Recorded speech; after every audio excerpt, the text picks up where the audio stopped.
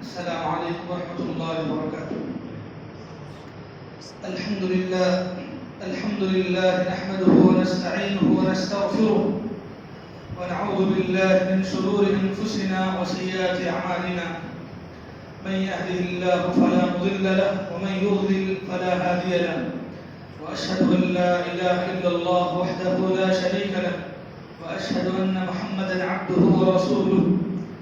أما بعد، أعوذ بالله من الشيطان الرجيم. بسم الله الرحمن الرحيم. يا أيها الذين آمنوا اتقوا الله حق تقاته ولا تموتن إلا وأنتم مسلمون. يا أيها الناس اتقوا ربكم الذي خلقكم من نفس واحدة وخلق منها زوجها وبث منهما رجالا كثيرا ونساء. واتقوا الله الذي تساءلون به والأرحام إن الله كان عليكم رقيبا. يا أيها الذين آمنوا اتقوا الله وقولوا قولا سديدا يصلح لكم أعمالكم ويغفر لكم ذنوبكم ومن يطع الله ورسوله فقد فاز فوزا عظيما. وقال تعالى إن هذه أمتكم أمة واحدة وأنا ربكم فاتقون فتقطعوا أمرهم بينهم كل إلینا راجعون. بزرگان محترم، نوجوان ساتھیوں، پردے میں بیٹھی ماں اور بہنوں، سب سے پہلے میں اللہ رب العالمین کا شکر ادا کرتا ہوں کہ اللہ کی توفیق سے ہم سب یہاں ایک خاص مقصد کے تحت جمع ہوئے ہیں. ہم یہاں جس مقصد کو لے کے بیٹھے ہیں یہ بہت عظیم مقصد ہے، بہت بڑا کام ہے. وہ کام جس کی خاطر اللہ تبارک و تعالی نے دنیا میں ہر امت کے اندر پیغمبروں کو اللہ تعالیٰ بھیجتے رہے، وہ یہی عظیم مقصد کی خاطر. میں نے شروع میں آپ کے سامنے سورہ انبیاء کی 2 آیتیں تلاوت کی ہیں. ہم سب سے پہلے قرآن کی ان آیتوں کا ترجمہ دیکھیں گے کہ اللہ تعالیٰ ہم سے ان آیتوں میں کیا مطلب لیتے ہیں، اللہ تعالیٰ کا پیغام ان آیتوں میں ہمارے لیے کیا ہے. سورہ انبیاء کی 2 آیتیں میں نے پڑھی ہیں، یہ میرے سامنے ترجمہ تفسیر قرآن ہے، تو اسی سے جو ہے میں آپ کے سامنے اس کا ترجمہ رکھتا ہوں تاکہ آپ کو یقین ہو کہ یہ قرآن جسے ہم پڑھے بغیر اپنے گھروں میں اٹھا کے رکھے ہیں اور اس کے ترجمہ تفسیر پڑھنے سے بہت دور ہے، یہ قرآن میں ہمارے لیے کس قدر ہدایت ہے. اللہ کی طرف سے کیسی واضح ترین باتیں ہمارے لیے بتائی گئی ہیں.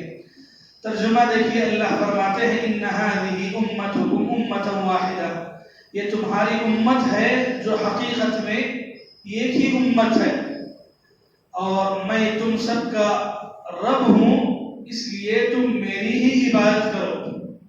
میں تم سب کا رب ہوں اس لیے تم میری ہی عبادت کرو. یہ اللہ تعالیٰ کا حکم تھا. لوگ کیا کیے؟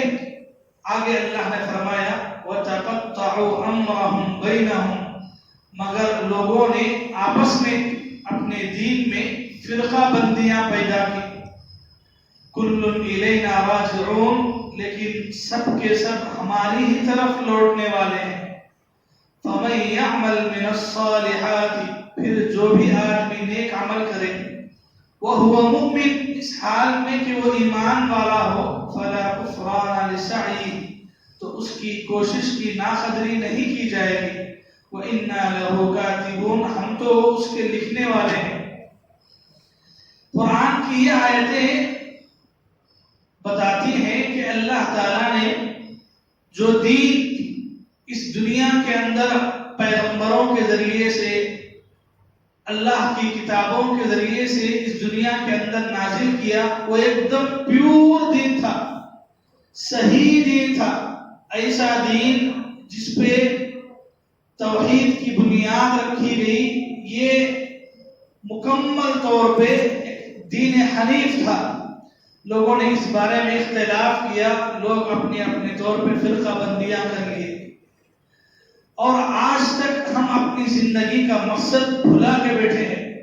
اللہ تعالیٰ ہم کو پیدا کیوں کرے، ہم دنیا میں آئے کیوں ہیں، اور کیا یہ دنیا ہی ہمارا ہمیشہ کا ٹھکانہ ہے، یا پھر یہ دنیا چھوڑ کے کسی اور جگہ جانا ہے، اور وہاں ہمارے ساتھ کیا ہوگا، اللہ تعالیٰ ہم سے حساب و کتاب کیسا لیں گے، ہم نے اس کو بھلا دیا ہے۔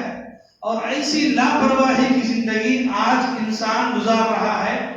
ہر ایک انسان، خاص کر کے مسلمان، جو ہونا تو یہ چاہیے کہ جس اللہ پہ وہ ایمان رکھتا تھا، اس اللہ کی بندگی کے لیے اپنی پوری زندگی وقف کرتا، لیکن افسوس یہ ہے کہ وہی مسلمان اللہ تعالیٰ سے بہت غافل ہے۔ سوال یہ ہے کہ ہم اس دنیا کے اندر آئے کیوں، اللہ تعالیٰ ہم کو پیدا کیوں کرے، ہماری پیدائش، ہماری زندگی کا مقصد کیا ہے؟ اگر ہم قرآن سے معلوم کرتے ہیں کہ اللہ نے ہم کو پیدا کیوں کیا ہے، تو اس کا جواب ہم کو سورہ ملک آیت نمبر 2 میں ملتا ہے۔ اللہ فرماتے ہیں الذی خلق الموت والحیات لیبلوکم ایکم احسن عملا۔ اللہ نے موت اور زندگی کو پیدا کیا، یعنی تمہیں زندگی اللہ نے دی ہے، پھر اللہ تمہیں موت بھی دیں گے، تو یہ زندگی اور موت اللہ نے تمہیں کیوں دیا ہے؟ تو آگے اللہ نے فرمایا لیبلوکم، تاکہ اللہ تمہیں آزمائے، تمہارا امتحان لے۔ امتحان کس بات کا؟ ایکم احسن عملا، کہ تم میں سے کون اچھا عمل کرنے والا ہے۔ وہو العزیز الغفور، اللہ کی ذات غالب ہے، مغفرتوں والی ہے۔ سورہ ملک کی یہ دوسری آیت بتاتی ہے کہ ہماری زندگی کا مقصد یہ ایک آیت میں بتایا گیا کہ اللہ نے زندگی ہم کو دی ہے، تو وہ زندگی کیوں ہے؟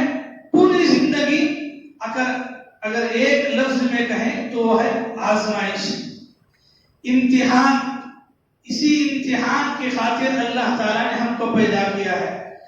اسی کو اور واضح الفاظ میں کھلے طور پہ قرآن میں سورہ زاریات سورہ نمبر 50 پر 1 اور آیت نمبر 50 پر 6 میں اللہ فرماتے ہیں وَمَا خَلَقْتُ الْجِنَّ وَالْإِنسَ إِلَّا لِيَعْبُدُونَ، کہ میں نے جنات کو اور انسان کو پیدا کیا ہے إِلَّا لِيَعْبُدُونَ، صرف اور صرف میری عبادت کی خاطر۔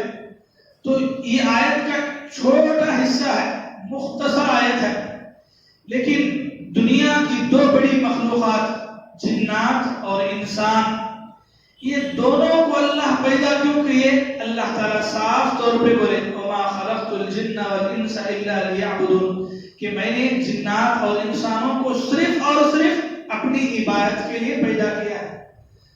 تو یہ دو آیتیں، سورہ ملک کی دوسری آیت، سورہ زاریات کی 56 آیت، یہ دو آیتیں ہمارے سامنے ہماری زندگی کا مقصد کھلا طور پہ رکھتے ہیں کہ اللہ نے ہم کو پیدا کیا ہے تو کیوں؟ صرف اور صرف اللہ کی بندگی کے لیے۔ ہم دنیا میں آئے کیوں؟ اللہ کی بندگی کے لیے، اللہ کی عبادت کے لیے۔ اچھا، پھر ہم کو کہاں جانا ہے؟ سورہ انبیاء کی وہی آیتیں پڑھیں، کل الینا راجعون، ہر ایک انسان ہماری ہی طرف یعنی اللہ ہی کی طرف واپس پلٹ کے جانے والا ہے۔ پھر اللہ تعالیٰ قیامت کے دن حساب و کتاب لیں گے۔ تو ہم دنیا میں آنے کا مقصد کیا ہے؟ پھر یہ زندگی جب ختم ہوگی ہم کہاں جائیں گے؟ جانے کے بعد ہمارا حساب و کتاب کیسا ہوگا؟ اللہ تعالیٰ نے قرآن میں ان باتوں کو بتایا ہے۔ جب یہ بات ہم کو سمجھ میں آ گئی کہ اللہ نے ہم کو کیوں پیدا کیا، جب اللہ نے قرآن میں بتایا ہے کہ اللہ نے اپنی عبادت کی خاطر ہم کو پیدا کیا، تو پھر ہماری زندگی کا مقصد کیا ہے؟ ہم کیوں جی رہے ہیں؟ ہمارے جینے کا مقصد کیا ہے؟ ہم دنیا میں زندگی گزارتے ہیں تو ہمارا لائف سٹائل کیا ہے؟ ہم کیا سوچ کے زندگی گزارتے ہیں؟ بچے کی زندگی، بچہ یہ سمجھتا ہے کہ میری زندگی کھیل کود ہے، ہنسی مذاق ہے، ماں باپ کا لاڑ و پیار حاصل کرنا ہے، ماں باپ کی محبتوں کو دیکھنا، یہی میری زندگی سمجھتا ہے. جیسا جیسا بڑا ہوتا جاتا ہے اس کو اندازہ ہوتا ہے کہ نہیں میری زندگی یہ نہیں ہے. میں جسے کھیل کود سمجھ رہا ہوں وہ میری زندگی نہیں ہے، بلکہ میری زندگی کا مقصد جوانی کے حساب سے الگ ہے. اب جوانی میں آدمی قدم رکھتا ہے تو وہ جوانی کے حساب سے وہ اپنی زندگی کو سیٹل کرتا ہے کہ اس کی زندگی کیا ہے. جوانوں کے حساب سے جوان آدمی یہ سمجھتا ہے کہ میں ابھی جوان ہوں، میری جوانی ابھی شروع ہوئی ہے، تو اب جوانی کیوں لگانا ہے، کس میں لگانا ہے؟ عیش. جو بھی کرنا ہے جوانی میں کرنا ہے، مزے کرنا ہے، دنیا دیکھنا ہے، پھرنا ہے، اچھی سی گاڑی خریدنا ہے، اچھا موبائل یوز کرنا ہے، اور ایک برانڈ کی چیزیں اپنے آپ کو استعمال میں لگانا ہے. یہ جوانوں کی زندگی کا مقصد ہوتا ہے. اور پھر بڑھاپے میں جائیں انسان پہ ایک اور فکر لگی رہتی ہے.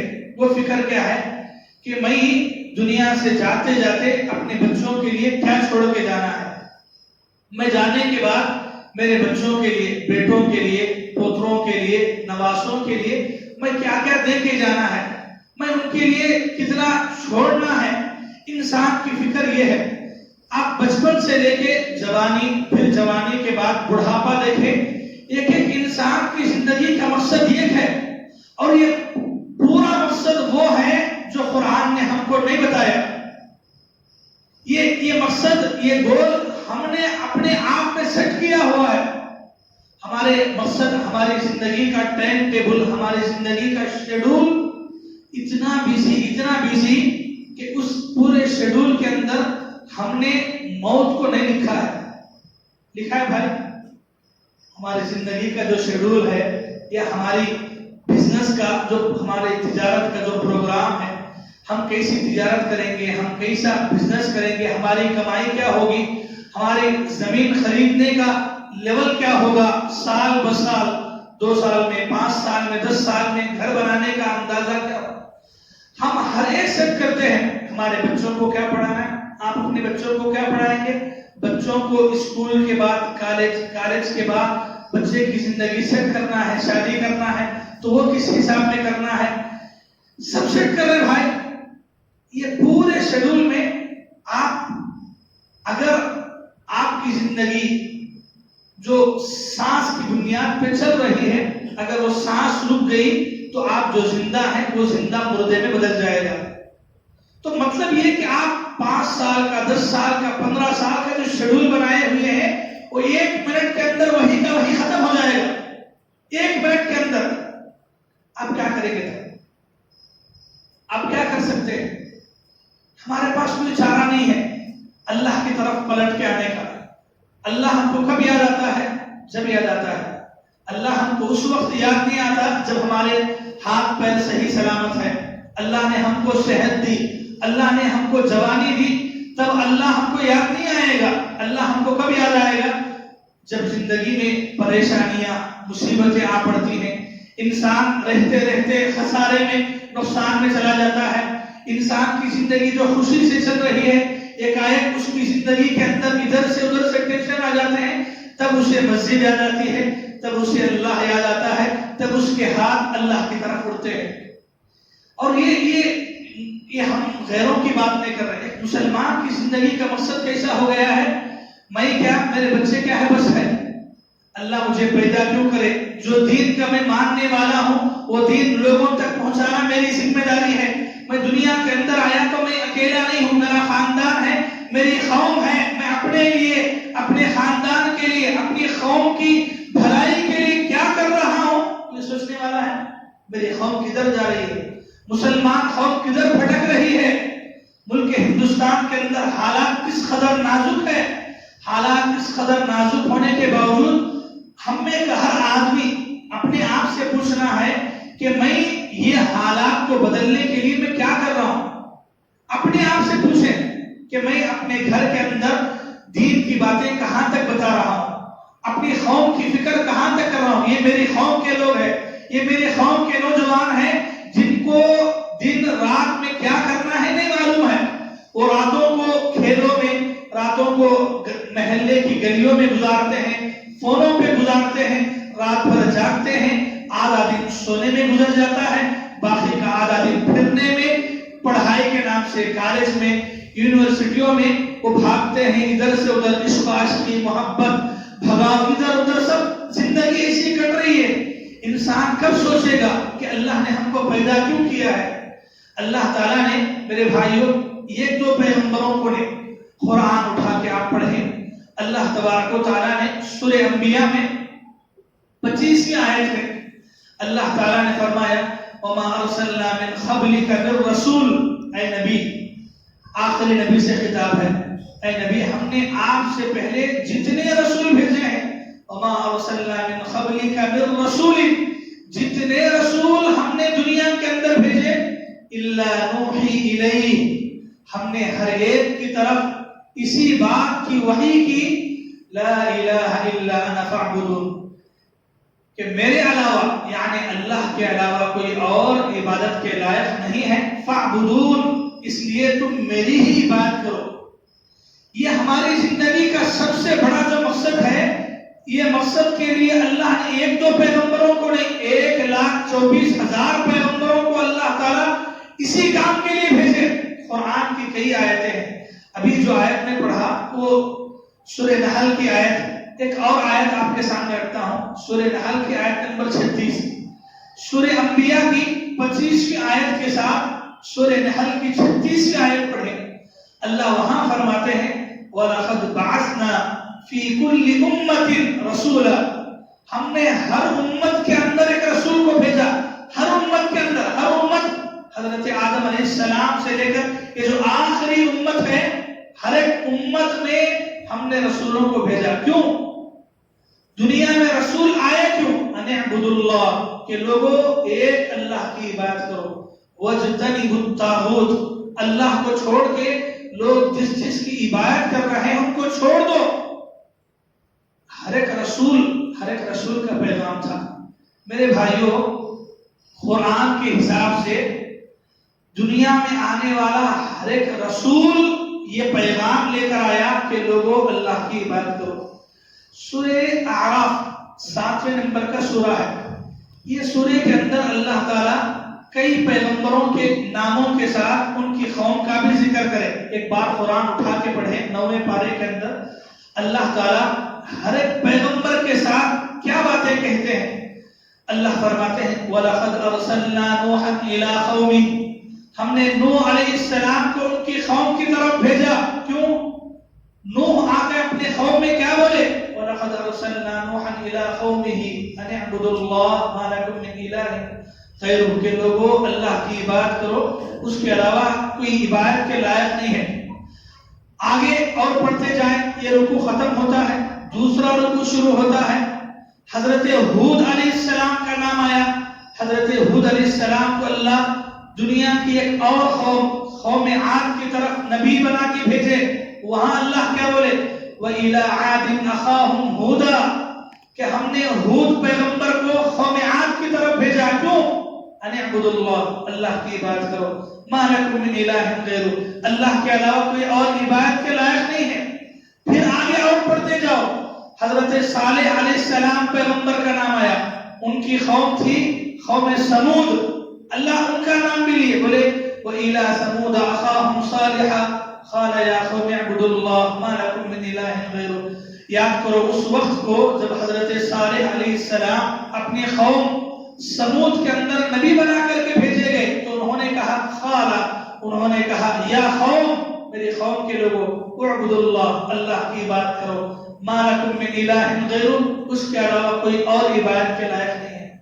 تو آپ ایسا پڑھتے جائیں، جو پیغمبر کا نام آیا ان کی قوم کی طرف اللہ نے نسبت دے کے کہا کہ ہم نے فلاں پیغمبر کو فلاں قوم کی طرف بھیجا۔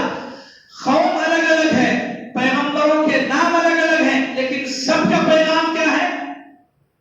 کیا ہے؟ ایک اللہ کی عبادت کرو۔ کس کی؟ ایک اللہ کی عبادت کرو، اس کے علاوہ کوئی اور عبادت کے لائق نہیں ہے۔ اللہ اکبر۔ آج ہم سب مسلمان مسجدوں میں آتے ہیں، مسجدوں میں بیٹھتے ہیں، مسجدوں میں جمع ہوتے ہیں، لیکن ہمارا سر کہاں جھک رہا ہے؟ ہم عبادت کے لائق کسے سمجھتے ہیں؟ ہم جو کلمہ پڑھے ہیں لا الہ الا اللہ، بھائی مسلمان زبان سے کلمہ پڑھنے پہ نہیں ہوتا، آدمی یقین سے جینا لا الہ الا اللہ، اللہ کے سوا کوئی معبود برحق نہیں۔ کیا مانا؟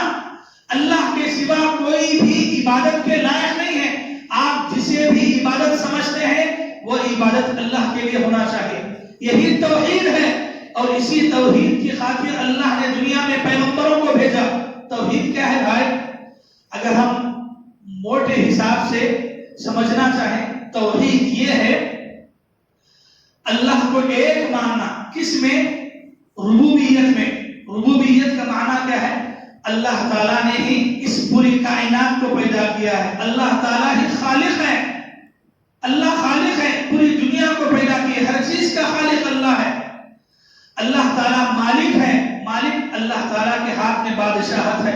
اللہ تعالیٰ رازق ہے، دنیا پیدا کرنے کے بعد اللہ نے یوں ہی نہیں چھوڑا، وَمَا مِن دَابَّةٍ فِي الْأَرْضِ إِلَّا عَلَى اللَّهِ رِزْقُهَا، زمین پہ کوئی بھی جاندار ہے، وہ جاندار کے رزق کی ذمہ داری اللہ کے اوپر ہے، اور اللہ ان کو رزق دیتے ہیں۔ اللہ رازق ہے، اللہ کی ایک صفت ہے رزاق، اللہ رازق ہے، اللہ مدبر ہے۔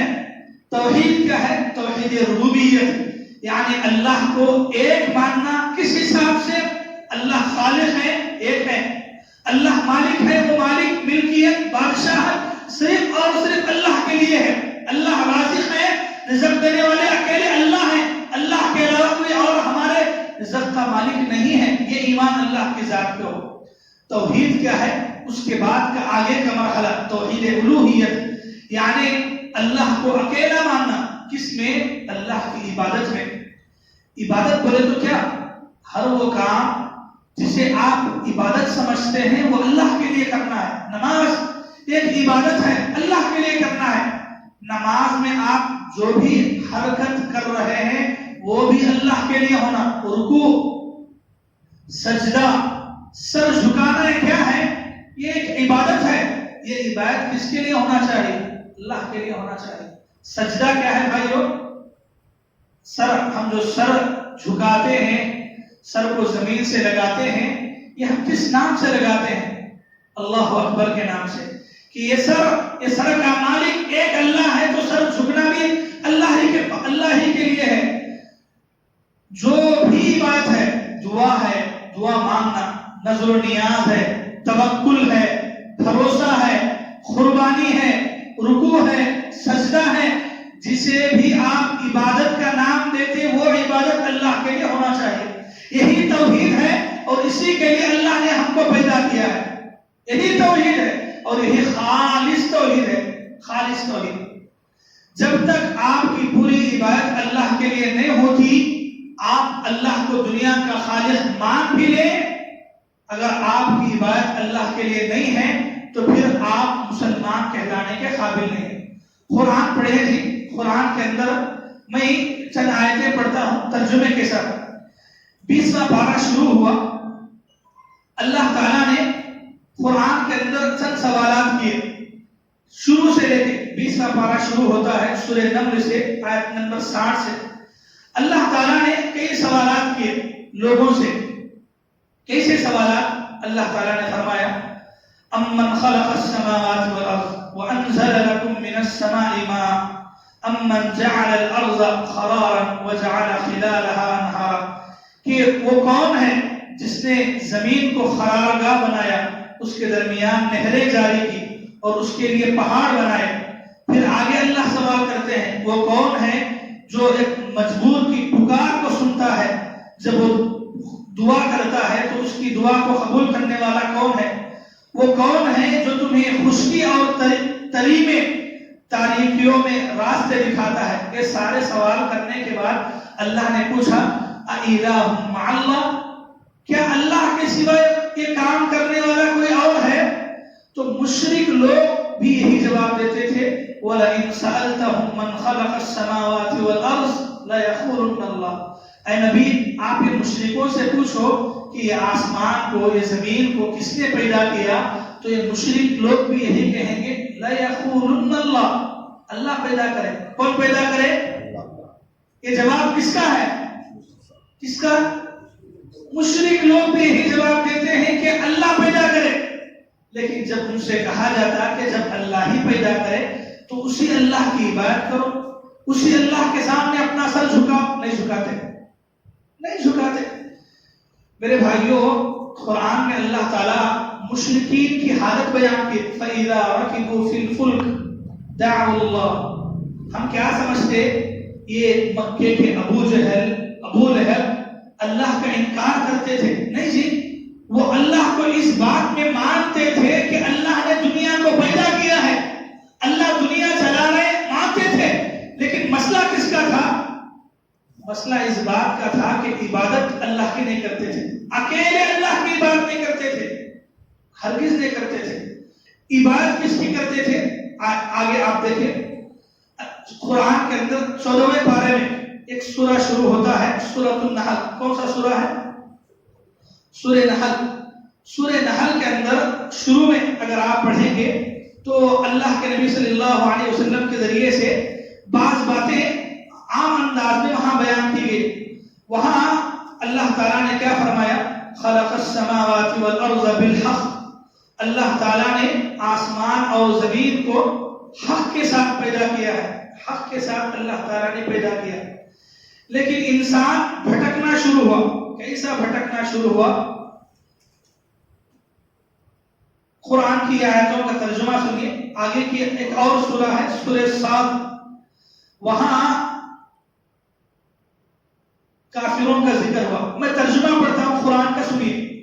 وَعَجِبُوا أَن جَاءَهُم مُنذِرٌ مِّنْهُمْ۔ کافروں کو اس بات پر تعجب ہوا کہ انہی میں سے ایک ڈرانے والا آیا، اور وہ کہنے لگے یہ جادوگر اور جھوٹا ہے۔ کون بولے؟ کافر بولے کہ یہ جادوگر ہے، جھوٹا ہے۔ کس کے بارے میں بولے؟ پیغمبر کے بارے میں بولے۔ پیغمبر کو جادوگر کیوں بولے؟ اللہ اکبر۔ اجعل الآلہۃ الہا واحدا۔ لوگ محمد صلی اللہ علیہ وسلم کے پاس آ کے بولے، سورہ صاد آیت نمبر 5 اللہ فرماتے ہیں اجعل الآلہۃ الہا واحدا۔ کیا اس پیغمبر نے، اس محمد نے اتنے سارے معبودوں کو چھوڑ کے ایک ہی معبود بنا لیا؟ اتنے سارے معبودوں کو چھوڑ کے ایک ہی معبود بنا لیا۔ ان ھذا لشیء عجاب۔ یہ بہت تعجب کی بات ہے۔ مکے کے مشرک لوگ کیا سمجھتے تھے؟ بارش کا ایک خدا الگ ہے، رزق دینے والا ایک خدا الگ ہے، موت دینے والا ایک خدا الگ ہے، ہر ایک کا ایک الگ خدا۔ یہاں تک کہ ہم سب کو اس بات کا علم ہوگا، اللہ کے نبی جس وقت مکہ فتح کرے، مکے کے اندر کعبۃ اللہ کے اندر بت تھے۔ کتنے بت تھے؟ 360 بت تھے۔ 360 بتوں کی پوجا اللہ کے گھر میں کرتے تھے لوگ۔ اتنا شرک دنیا کے اندر پھیل گیا۔ 360 بت، تو 360 بت کیا تھے؟ وہی ہر ایک کا ایک خدا، ہر ایک کا الگ الگ۔ ایک کا بارش کا الگ ہے، موت کا الگ ہے، رزق دینے والا الگ ہے، تکلیفوں کا الگ ہے، اولاد دینے والا الگ ہے۔ اور یہی شرک، افسوس کیا ہے میرے بھائیوں، جو شرک سے بچانے کے لیے اللہ 1,24,000 پیغمبروں کو بھیجے، اسی شرک کے اندر آج مسلمان قوم مبتلا ہے۔ اسی شرک کے اندر مسلمان قوم مبتلا ہے۔ آپ قرآن پڑھیں، میں قرآن کا یہ اٹھا کے آپ کے سامنے ترجمہ اس لیے کر رہا ہوں کہ جب قرآن کے اندر اتنی واضح باتیں ہیں تو پھر مسلمان قوم کہاں بھٹک رہی ہے؟ قرآن میں آپ کی باتوں کا علاج ہے۔ قرآن پڑھیے، قرآن آپ کو خلاصہ دیتا ہے۔ سورہ نحل کی جس پر 6ویں آیت ہم جو پڑھے، وَلَقَدْ بَعَثْنَا فِي كُلِّ أُمَّةٍ رَسُولًا، ہر امت کے اندر اللہ ایک رسول کو بھیجے جو اپنی قوم کو ایک اللہ کی طرف بلائے۔ تو میرے بھائیوں، یہاں ہم کو ایک سوال ہمارے دماغ میں آتا ہے، کیا جب اللہ اتنے رسولوں کو بھیجے تو پھر شرک آیا کہاں سے؟ لوگوں کے اندر شرک پھیلا کہاں سے؟ تو یہ شرک کہاں سے پھیلا، یہ سمجھنے کے لیے ہم کو قرآن کے ایک سورہ کا مطالعہ کرنا ہے۔ وہ سورہ ہے سورہ نوح۔ سورہ نوح کے اندر آیت نمبر 20 پر 3 پڑھنا ہے۔ سورہ نوح کے اندر آیت نمبر کتنی ہے؟ 23۔ شرک دنیا کے اندر کیسے پھیلا؟ تو ہم حضرت نوح علیہ السلام کے زمانے کی بات کریں گے۔ قرآن کہتا ہے کہ دنیا کے اندر جتنے پیغمبر آئے وہ سارے پیغمبر ایک اللہ کی طرف بلائے۔ سب کی دعوت کیا ہے؟ ایک اللہ کی طرف، ایک اللہ کی طرف بلانا، ایک اللہ کی عبادت کی طرف بلانا۔ یہ ہر ایک پیغمبر کی بعثت کا مقصد تھا، سب سے بڑا مقصد یہی۔ تو پھر بگاڑ کہاں سے پیدا ہوا؟ شرک کہاں سے پھیلا؟ لوگوں کے اندر اللہ کو چھوڑ کے غیر اللہ کو پوجنا، غیر اللہ کے اندر سب آ گئے، بت بھی آ گئے، مردے بھی آ گئے، درگاہ بھی آ گئے، خبر پرستی بھی آ گئے، سب آ گئے۔ قرآن کے حساب سے چلے، قرآن اس بارے میں ہم کو کیا بتاتا ہے؟ تو سورہ نوح آیت نمبر 23 اگر ہم پڑھیں گے تو سورہ نوح کی آیت نمبر 23 میں 5 انسانوں کے نام اللہ تعالیٰ نے لیے۔ اللہ نے فرمایا وَقَالُوا لَا تَذَرُنَّ وَدًّا وَلَا سُوَاعًا وَلَا يَغُوثَ وَيَعُوقَ وَنَسْرًا وَقَدْ أَضَلُّوا كَثِيرًا۔ پہلے نام ہم سمجھتے ہیں، یہ 5 انسانوں کے نام۔ ایک نام ہے ود، دوسرا نام ہے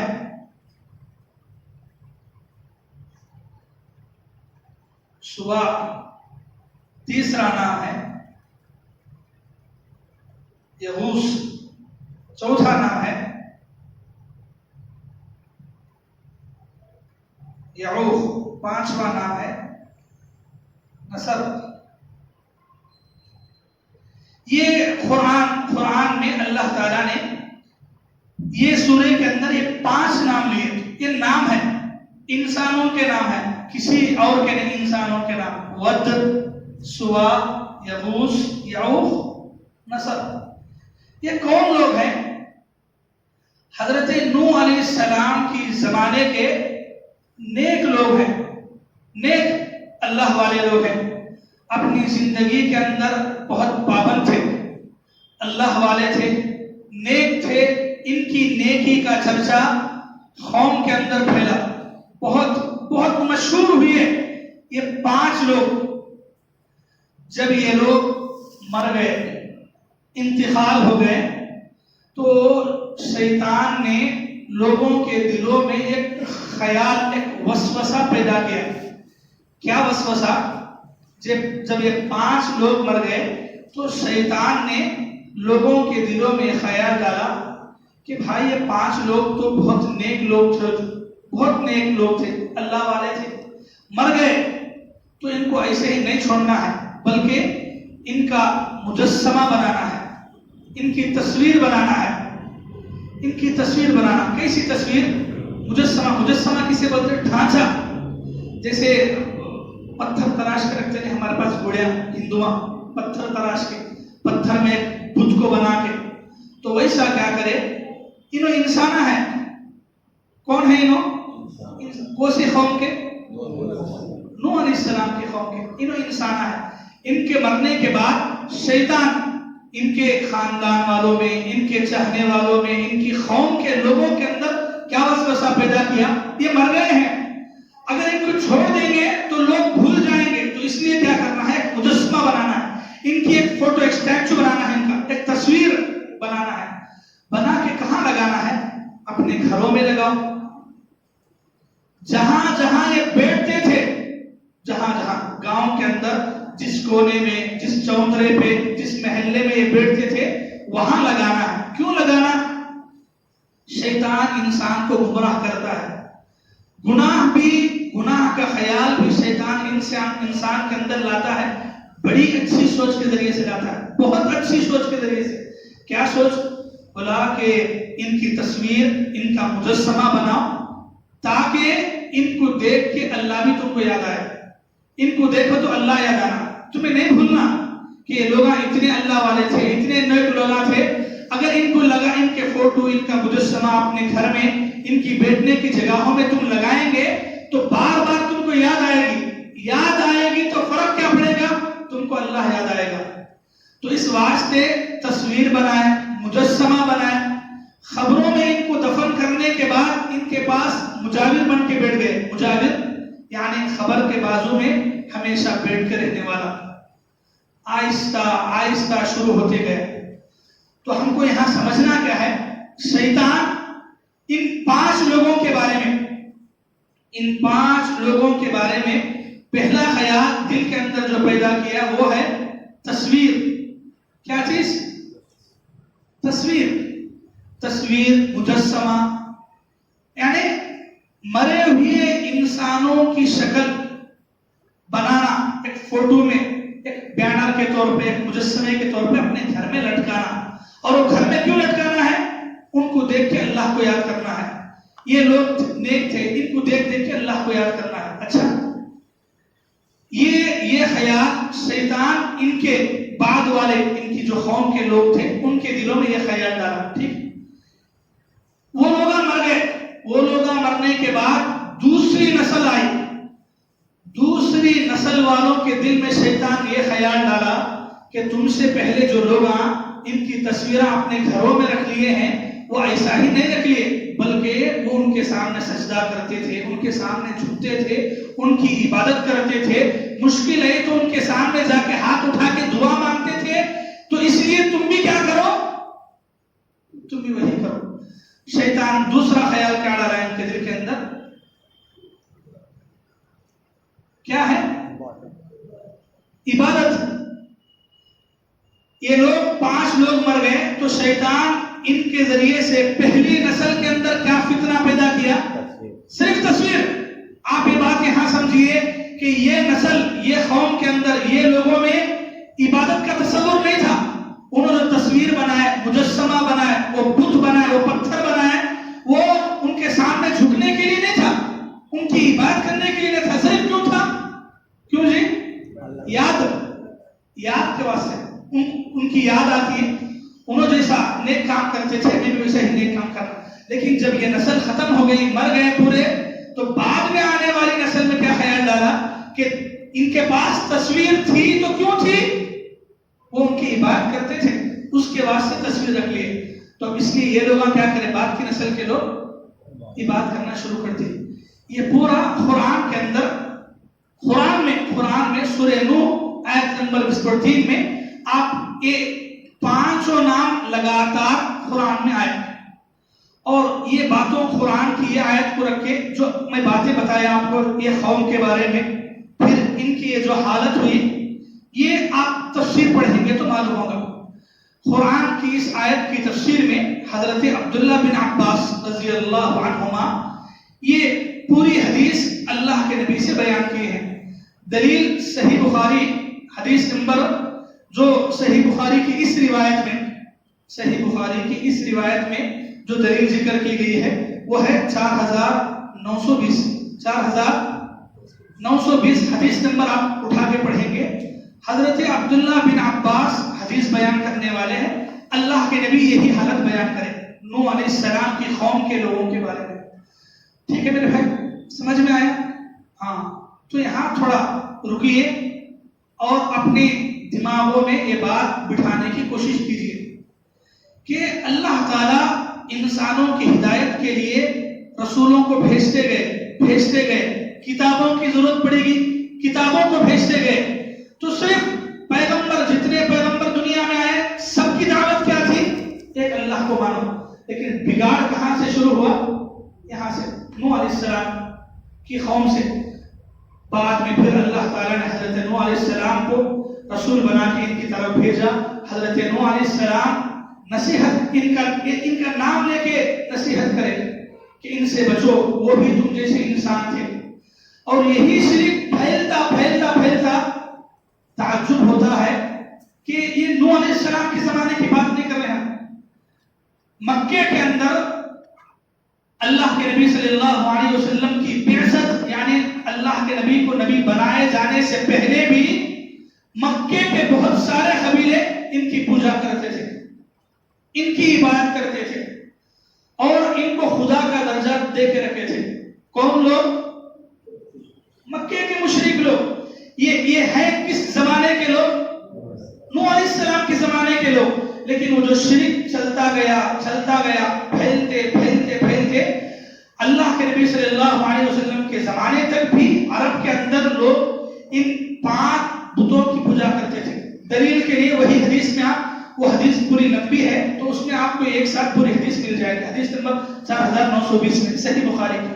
تو اس میں اتنے صاف طریقے سے بتایا گیا. تو اب ہم کو یہ بات یہاں تک سمجھ میں آنا دنیا کے اندر شرک کہاں سے پھیلا؟ یہاں سے. اس سے پہلے حضرت آدم علیہ السلام سے لے کے حضرت نوح علیہ السلام تک 10 صدیاں ہیں. وہ 10 صدیوں کے اندر آپ کو ایسی باتیں نہیں ملتی ہیں. شرک یہاں سے پھیلا پھیلتے پھیلتے اس حد تک آ گیا. یہی وجہ میرے بھائی ہمارے نبی پوری دنیا کے لیے پوری دنیا کے انسانوں کے لیے اور خاص کر کے مسلمانوں کے لیے جو نصیحتیں کر کے گئے آج ہم بھلا دیے. آج اللہ کے نبی کی زندگی میں جب بھی ایسا ڈر اللہ کے نبی کو ہوا کہ لوگ کہیں ایسا کریں گے تو اللہ کے نبی لوگوں کو بچائے نصیحت کرے. مثال کے طور پہ حضرت ام سلمہ رضی اللہ عنہا ملک شام، آج جو شام ہے سیریا شام، تو وہاں جاتی ہیں. وہاں سے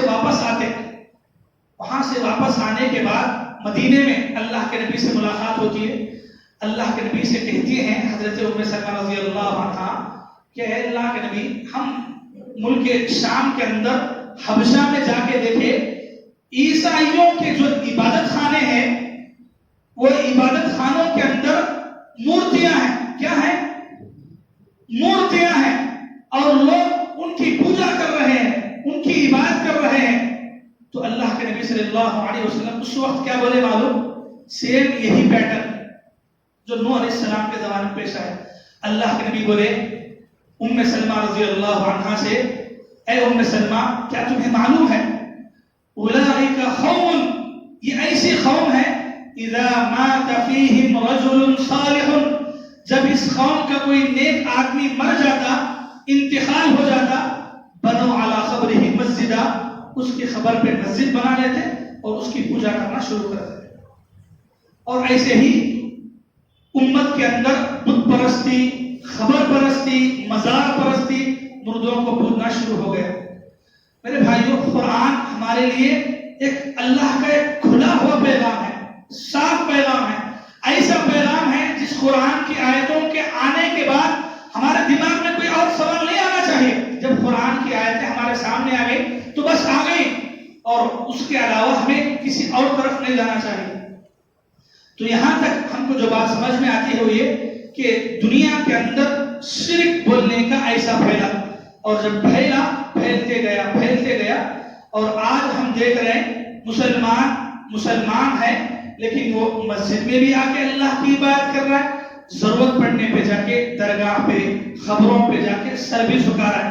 تو میرے بھائیوں اللہ نے ہم کو عقل دی ہے، سمجھ اللہ تعالیٰ نے ہم کو دیا ہے. قرآن ایک بات پڑھیں، یہ بتوں کے بارے میں ہو یا مردوں کے بارے میں بھی ہو جسے لوگ آج عبادت کا درجہ دے دیے. آپ دیکھیے افسوس ہوتا ہے، کیوں معلوم؟ ہم لوگ کیا سمجھتے ہیں آج ہمیں ماڈرن زمانہ، کون سا زمانہ ہے؟ Modern, update. ہم اپڈیٹ ہو گئے. بھائی ہم اپڈیٹ نہیں ہوئے.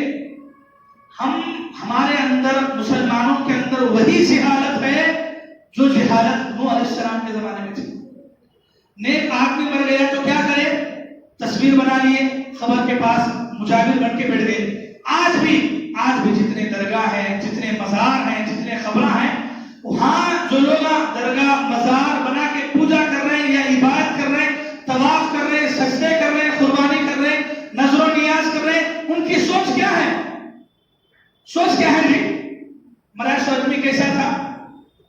نیک تھا. نیک آدمی ہے بھائی. ان کی سوچ کیا ہے؟ یہ لوگوں کے بارے میں ان کی قوم والوں کی سوچ کیا ہے؟ نیک. یہی نیک لوگ ہیں. یہ اللہ کے پاس ہماری سفارش سے بنیں گے. کیا بنیں گے؟ قرآن کی چند آیتیں آپ کے سامنے رکھتا ہوں، ترجمہ سنیں.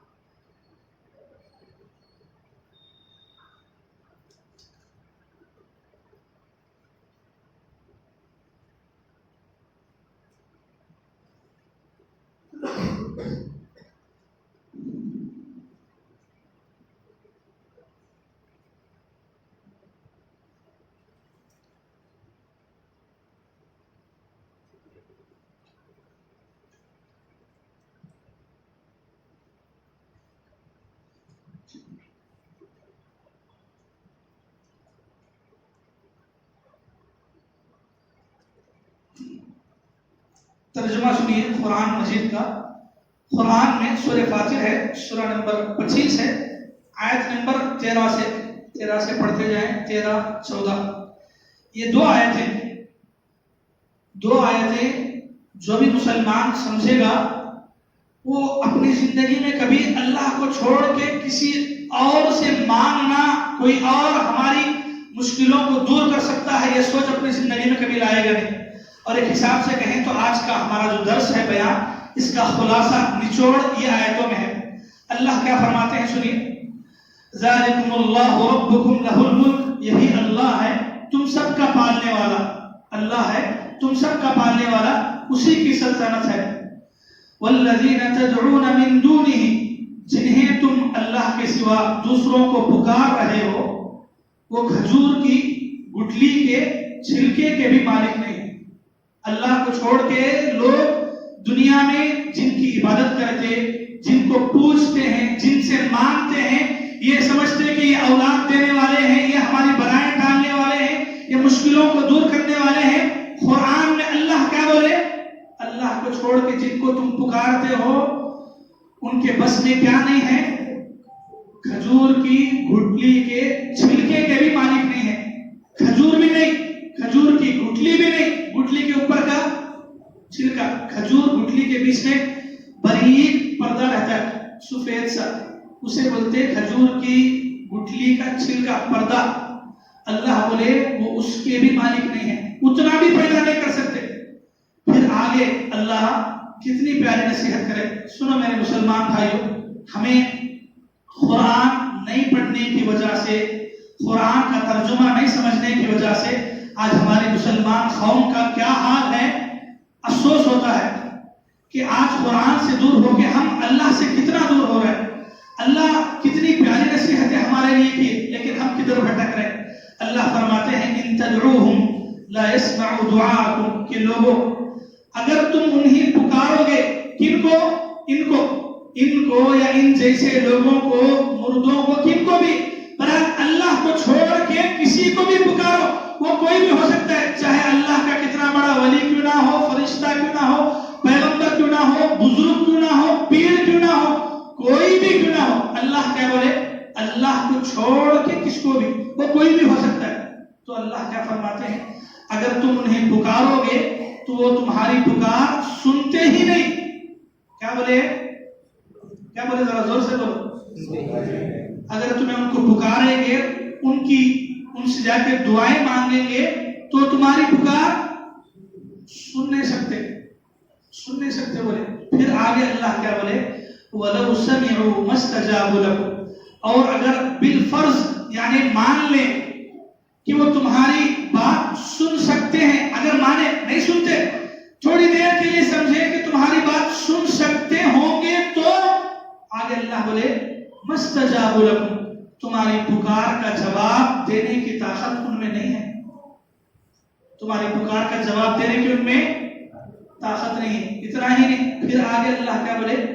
وَيَوْمَ الْقِيَامَةِ يَكْفُرُونَ بِشِرْكِكُمْ، وَيَوْمَ الْقِيَامَةِ، قیامت کے دن، یکفرون، وہ انکار کریں گے، بشرککم، تمہارے شرک کا انکار کریں گے. یعنی اللہ کو چھوڑ کے جا کے اللہ کی عبادت کے برابر ان کو جو شریک کرے، ان سے دعائیں مانگے، تو قیامت کے دن انکار کریں گے. کس کا انکار کریں گے جی؟ جو شریک کرنے والے ان کا انکار کریں گے. اللہ آگے اسی آیت جب ختم ہوتی ہے تو آگے اللہ فرماتے ہیں وَلَا يُنَبِّئُكَ مِثْلُ خَبِيرٍ، اللہ جیسا تم کو خبر دیتے ہیں، اللہ جیسا تم کو نصیحت کرتے ہیں، ویسا تم کو کوئی سمجھا ہی نہیں سکتا. اللہ تو اللہ تعالیٰ کیا بولے؟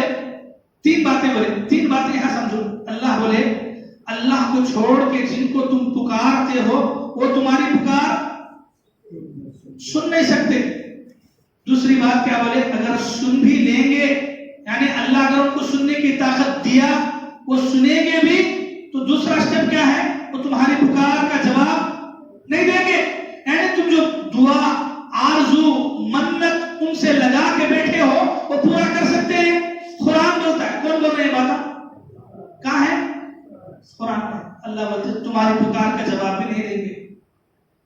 تیسری بات اللہ کیا بولے, تمہیں جو سمجھ رہے ہیں دنیا میں کل قیامت کے دن یہ لوگ ہمارے کام آتے, اللہ کے پاس ہماری سفارش کرتے, اللہ کے سامنے ہماری بات کرتے, یہ تمہاری سوچ ہے, ہماری سوچ ہے. قرآن کیا بولتا ہے معلوم؟ قرآن بولتا ہے قیامت کے دن تمہارے شرک کا انکار وہی لوگ کریں گے, دوسرا نہیں.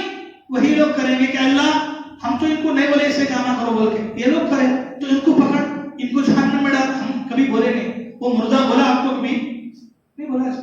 آج مسلمان یہ دین کی باتیں, حق کی باتیں نہیں جاننے کی وجہ سے یہ پوری باتیں کیا ہیں؟ قرآن میں ہیں. قرآن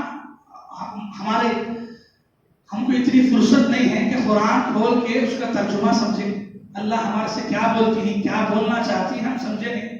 اتنے اچھے طریقے سے اللہ تعالیٰ قرآن میں ہم کو نصیحت کرے کہ اللہ کو چھوڑ کے لوگ جن کی عبادت کرتے ہیں وہ اتنے بے بس ہیں. کتنے بے بس ہیں؟ اتنے بے بس ہیں. قرآن واقعی معنی میں قرآن ہے. قرآن کا ایک ایک حرف بھی جو اللہ تعالیٰ نے ہمارے لیے ہدایت کے لیے نازل کیا ہے, وہ پڑھنے والے کے لیے واقعی معنوں میں اتنی ہی ہدایت ہے, اور نئے پڑھنے والے کے لیے ہدایت سے اس کی زندگی میں اتنی ہی دوری ہے.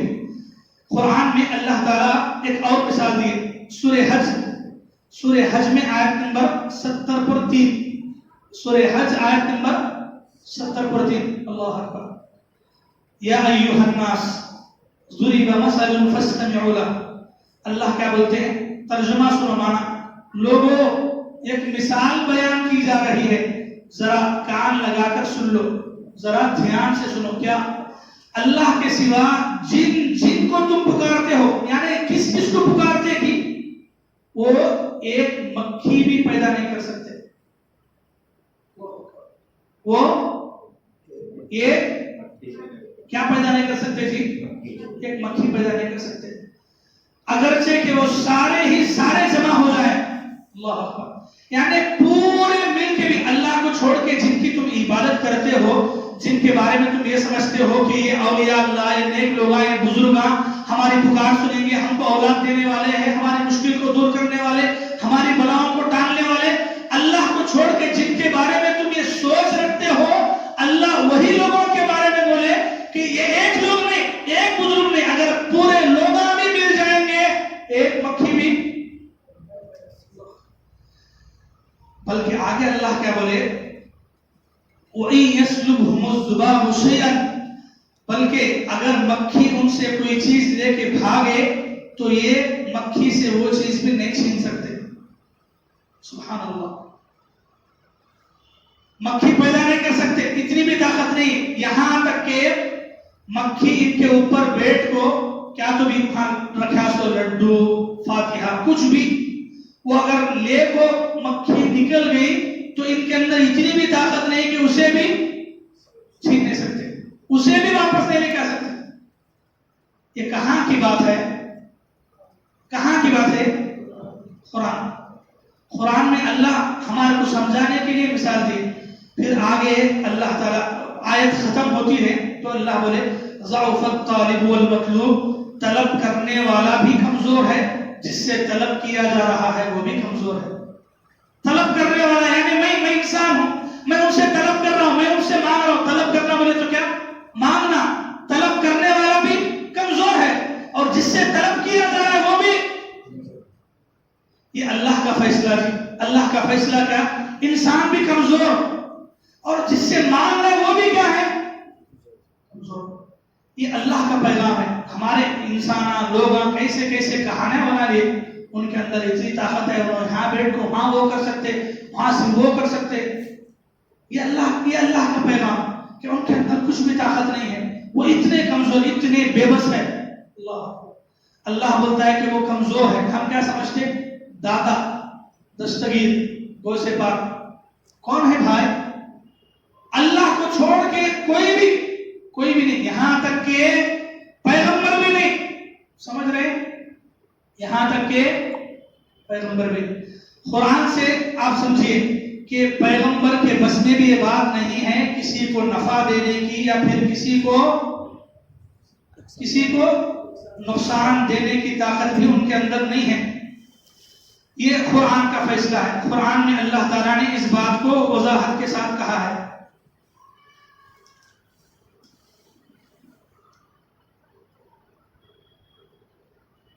ابو ڈالا تھا.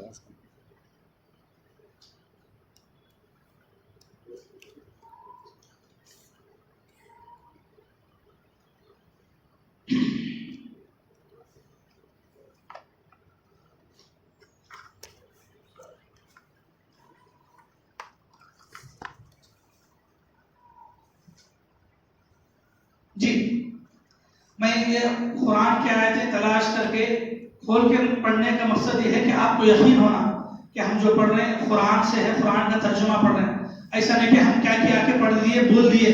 آپ اسی لیے جو بھی آیتیں شروع سے بیان کریں وہ آپ نوٹ بھی کر سکتے ہیں یا پھر بعد میں بھی انشاءاللہ ریکارڈنگ ہے اس کی آپ سن سکتے ہیں. لیکن یہ یقین آپ کیجئے کہ جو بات اس وقت بیان کی جا رہی ہے وہ قرآن اور حدیث کے حوالے سے اور وہی باتیں ہیں جو اللہ نے قرآن میں بیان کی.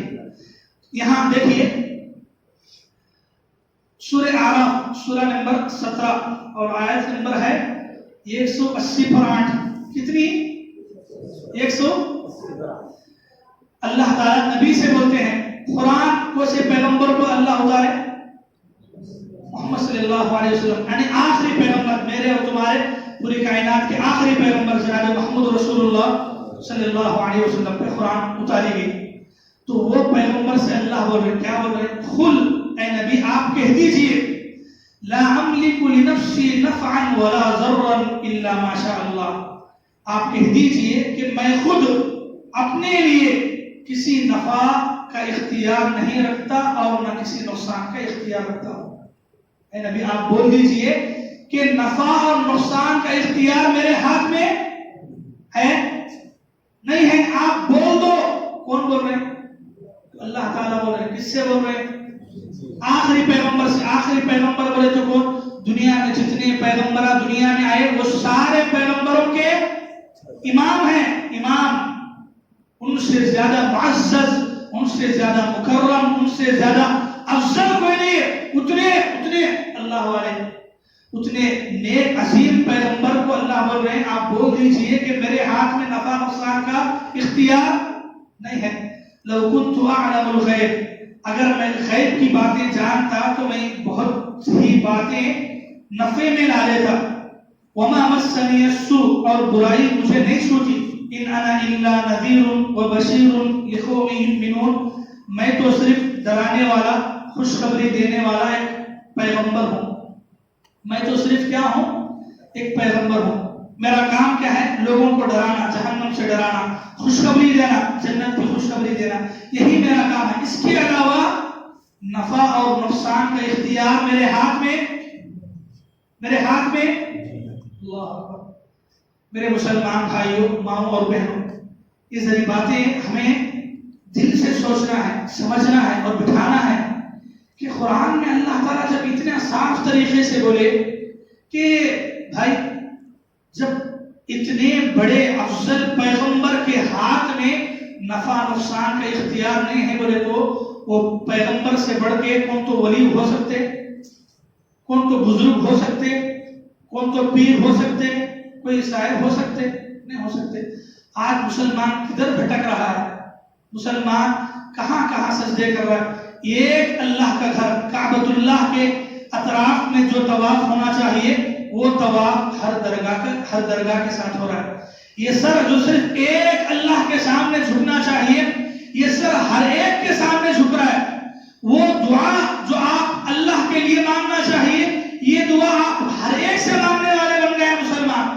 وہ بھروسہ، وہ یقین جو اللہ پہ ہونا چاہیے وہ بھروسہ انسان ہر ایک پہ کر رہا ہے.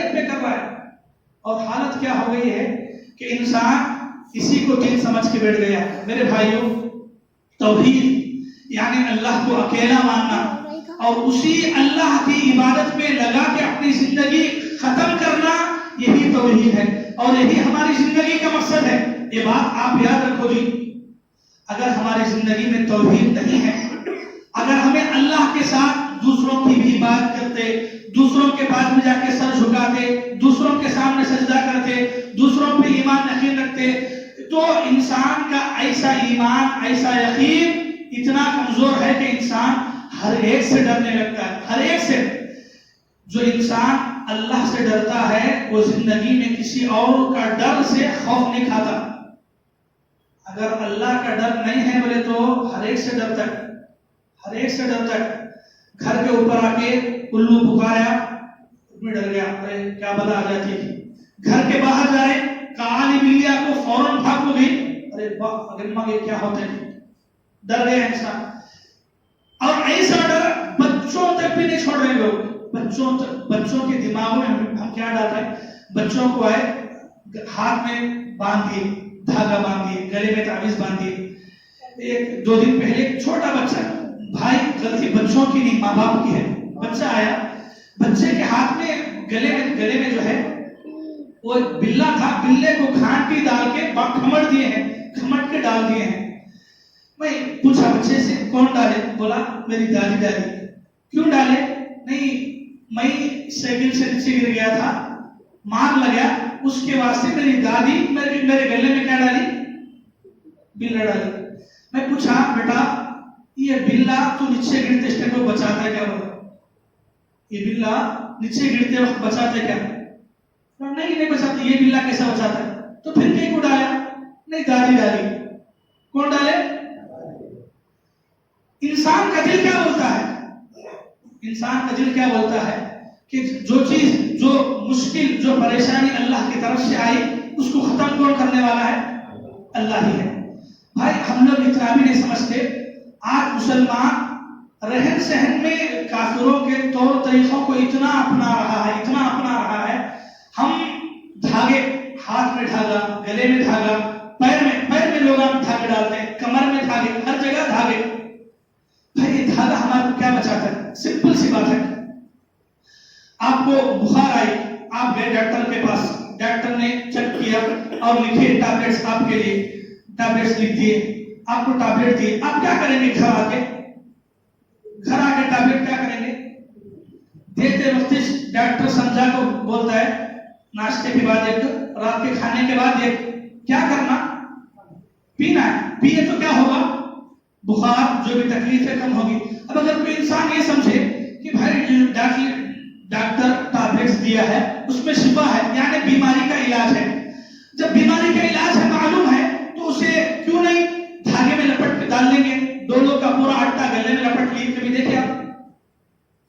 ہنسی آتی ہے، ہنسی آتی ہے، ارے کتنا دیوانہ آدمی ہے بھائی، کہ جس میں علاج ہے، شفا ہے، معلوم ہے تو اسے پینا چاہیے، نہ ایک کے پہننا چاہیے۔ بھائی یہ قرآن میں کیا ہے؟ شفا ہے، قرآن میں شفا ہے نا جی، قرآن میں شفا ہے۔ سو وقت میں قرآن پڑھے تو شفا ہے، یا لٹکا لے کے پھرے تو شفا ہے؟ آپ بولیے، ہر ایک عقل مند انسان کیا بولتا ہے؟ قرآن میں شفا ہے بولے تو شفا پڑھنے سے ہے۔ اور ایک موٹی مثال بولو، زمزم کا پانی پیے تو کیا ہوتا ہے جی؟ زمزم کے پانی میں کیا ہے؟ شفا ہے۔ آدمی جو مقصد سے پیتا ہے، جس بیماری سے دور کرنے کے لیے زمزم کا پانی پیتا ہے، وہ مقصد پورا ہوتا ہے۔ حدیث ہے ماء زمزم لما شرب له، آدمی زمزم کا پانی جو نیت سے پیتا ہے اللہ اس کی وہ نیت پورا کرتے بول کے۔ مکے سے آئے، لے کر کے چھوٹا باٹل دیا، آپ کو گھروں میں لے کر کے باٹل دیتے، باٹل لے کر کے دیے، کیا کرنا آپ؟ بھائی اس میں شفا ہے، چلو دھاگا لپٹ لو، گلے میں لٹکا لو، لٹکا لیتے آپ۔ اچھا آج تک کوئی مسلمان کو دیکھے لٹکا لیتے سو نہیں، کیوں؟ جبکہ اس میں شفا ہے، شفا ہے۔ لیکن ہر ایک مسلمان زمزم کا پانی ہاتھ میں ملتے ہی کیا کرتا ہے؟ ڈھکن کھولتا ہے، پہلے اٹھا کے پیتا ہے۔ کیوں؟ اس کو معلوم ہے کہ اس میں شفا ہے، تو شفا پینے میں ہے، گلے میں ڈالنے سے نہیں ہے۔ تو پھر آپ کی سمجھ، آپ کی عقل اس وقت کہاں جاتی ہے جب آپ قرآن کی آیتوں کو لکھ کے تعویذ میں لگا لیتے ہیں اور یہ سمجھتے ہیں کہ اس میں شفا ہے۔ میرے بھائی اس میں کیسا شفا؟ انسان سوچتا کیوں نہیں ہے؟ انسان سورہ فاطر کی دوسری آیت میں اللہ تعالیٰ بولے ما یفتح اللہ، سورہ فاطر کی آیت نمبر 2، ما یفتح اللہ للناس بالرحمہ فلا ممسک لها، یہ اس آیت کا ترجمہ ہے۔ ہمارا ایمان کیسا ہو؟ یہ آیت کے جیسا ہو، وما يفتح الله للناس من رحمة فلا ممسك لها.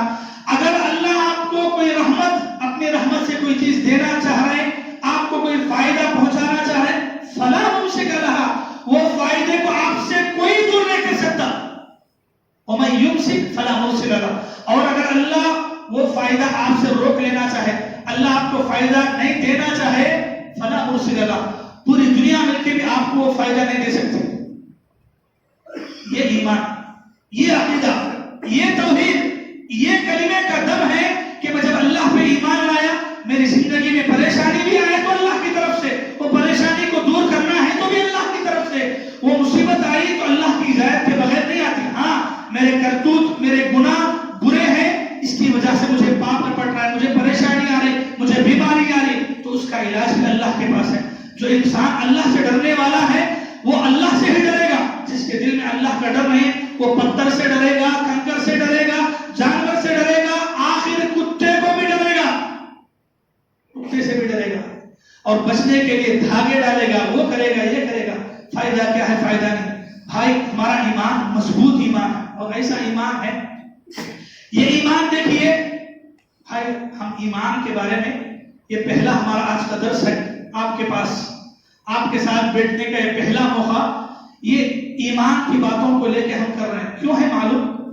جس کے پاس ایمان نہیں ہے، دنیا کے لاکھ اچھے کام بھی اس کے پاس ہوں، وہ کامیاب نہیں ہو سکتا. بہت سارے انسان، ذرا مسلمانوں میں کیا سمجھتے معلوم؟ بھائی دل میں انسانیت ہے تو بس، کیا انسانیت ہے تو بس تمہیں کیا تو کر لو، نماز پڑھتے نہیں پڑھتے، اللہ کو پوچھتے، وہاں جاتے یہاں جاتے، تعلق نہیں. انسانیت ہماری دل میں، بڑی اچھی بات ہوتی ہے. لیکن یہ اچھی بات اس وقت ہے جب آپ کا ایمان اللہ پہ ہے، تبھی آپ کی یہ انسانیت کام آتی ہے. اگر آپ کا ایمان اللہ پہ نہیں ہے، آپ کی توحید مضبوط نہیں ہے، آپ اللہ کی عبادت کے ساتھ دوسروں کو بھی شریک کرنے والے ہیں، تو آپ شرک کرنے کی حالت میں کتنے بھی نیکیاں کر لو، آپ کو پورے نیکیاں بھی، پورے اچھے کام بھی کام نہیں آ سکتے. اچھا جی، دلیل ایک حدیث آپ کے سامنے سناتا ہوں، آپ سمجھیے اور دوسروں تک یہ باتیں پہنچائیے. حضرت عائشہ رضی اللہ عنہ، حضرت عائشہ رضی اللہ، جو حدیث بیان کرنے جا رہا ہوں صحیح مسلم کی حدیث ہے، حدیث نمبر 214.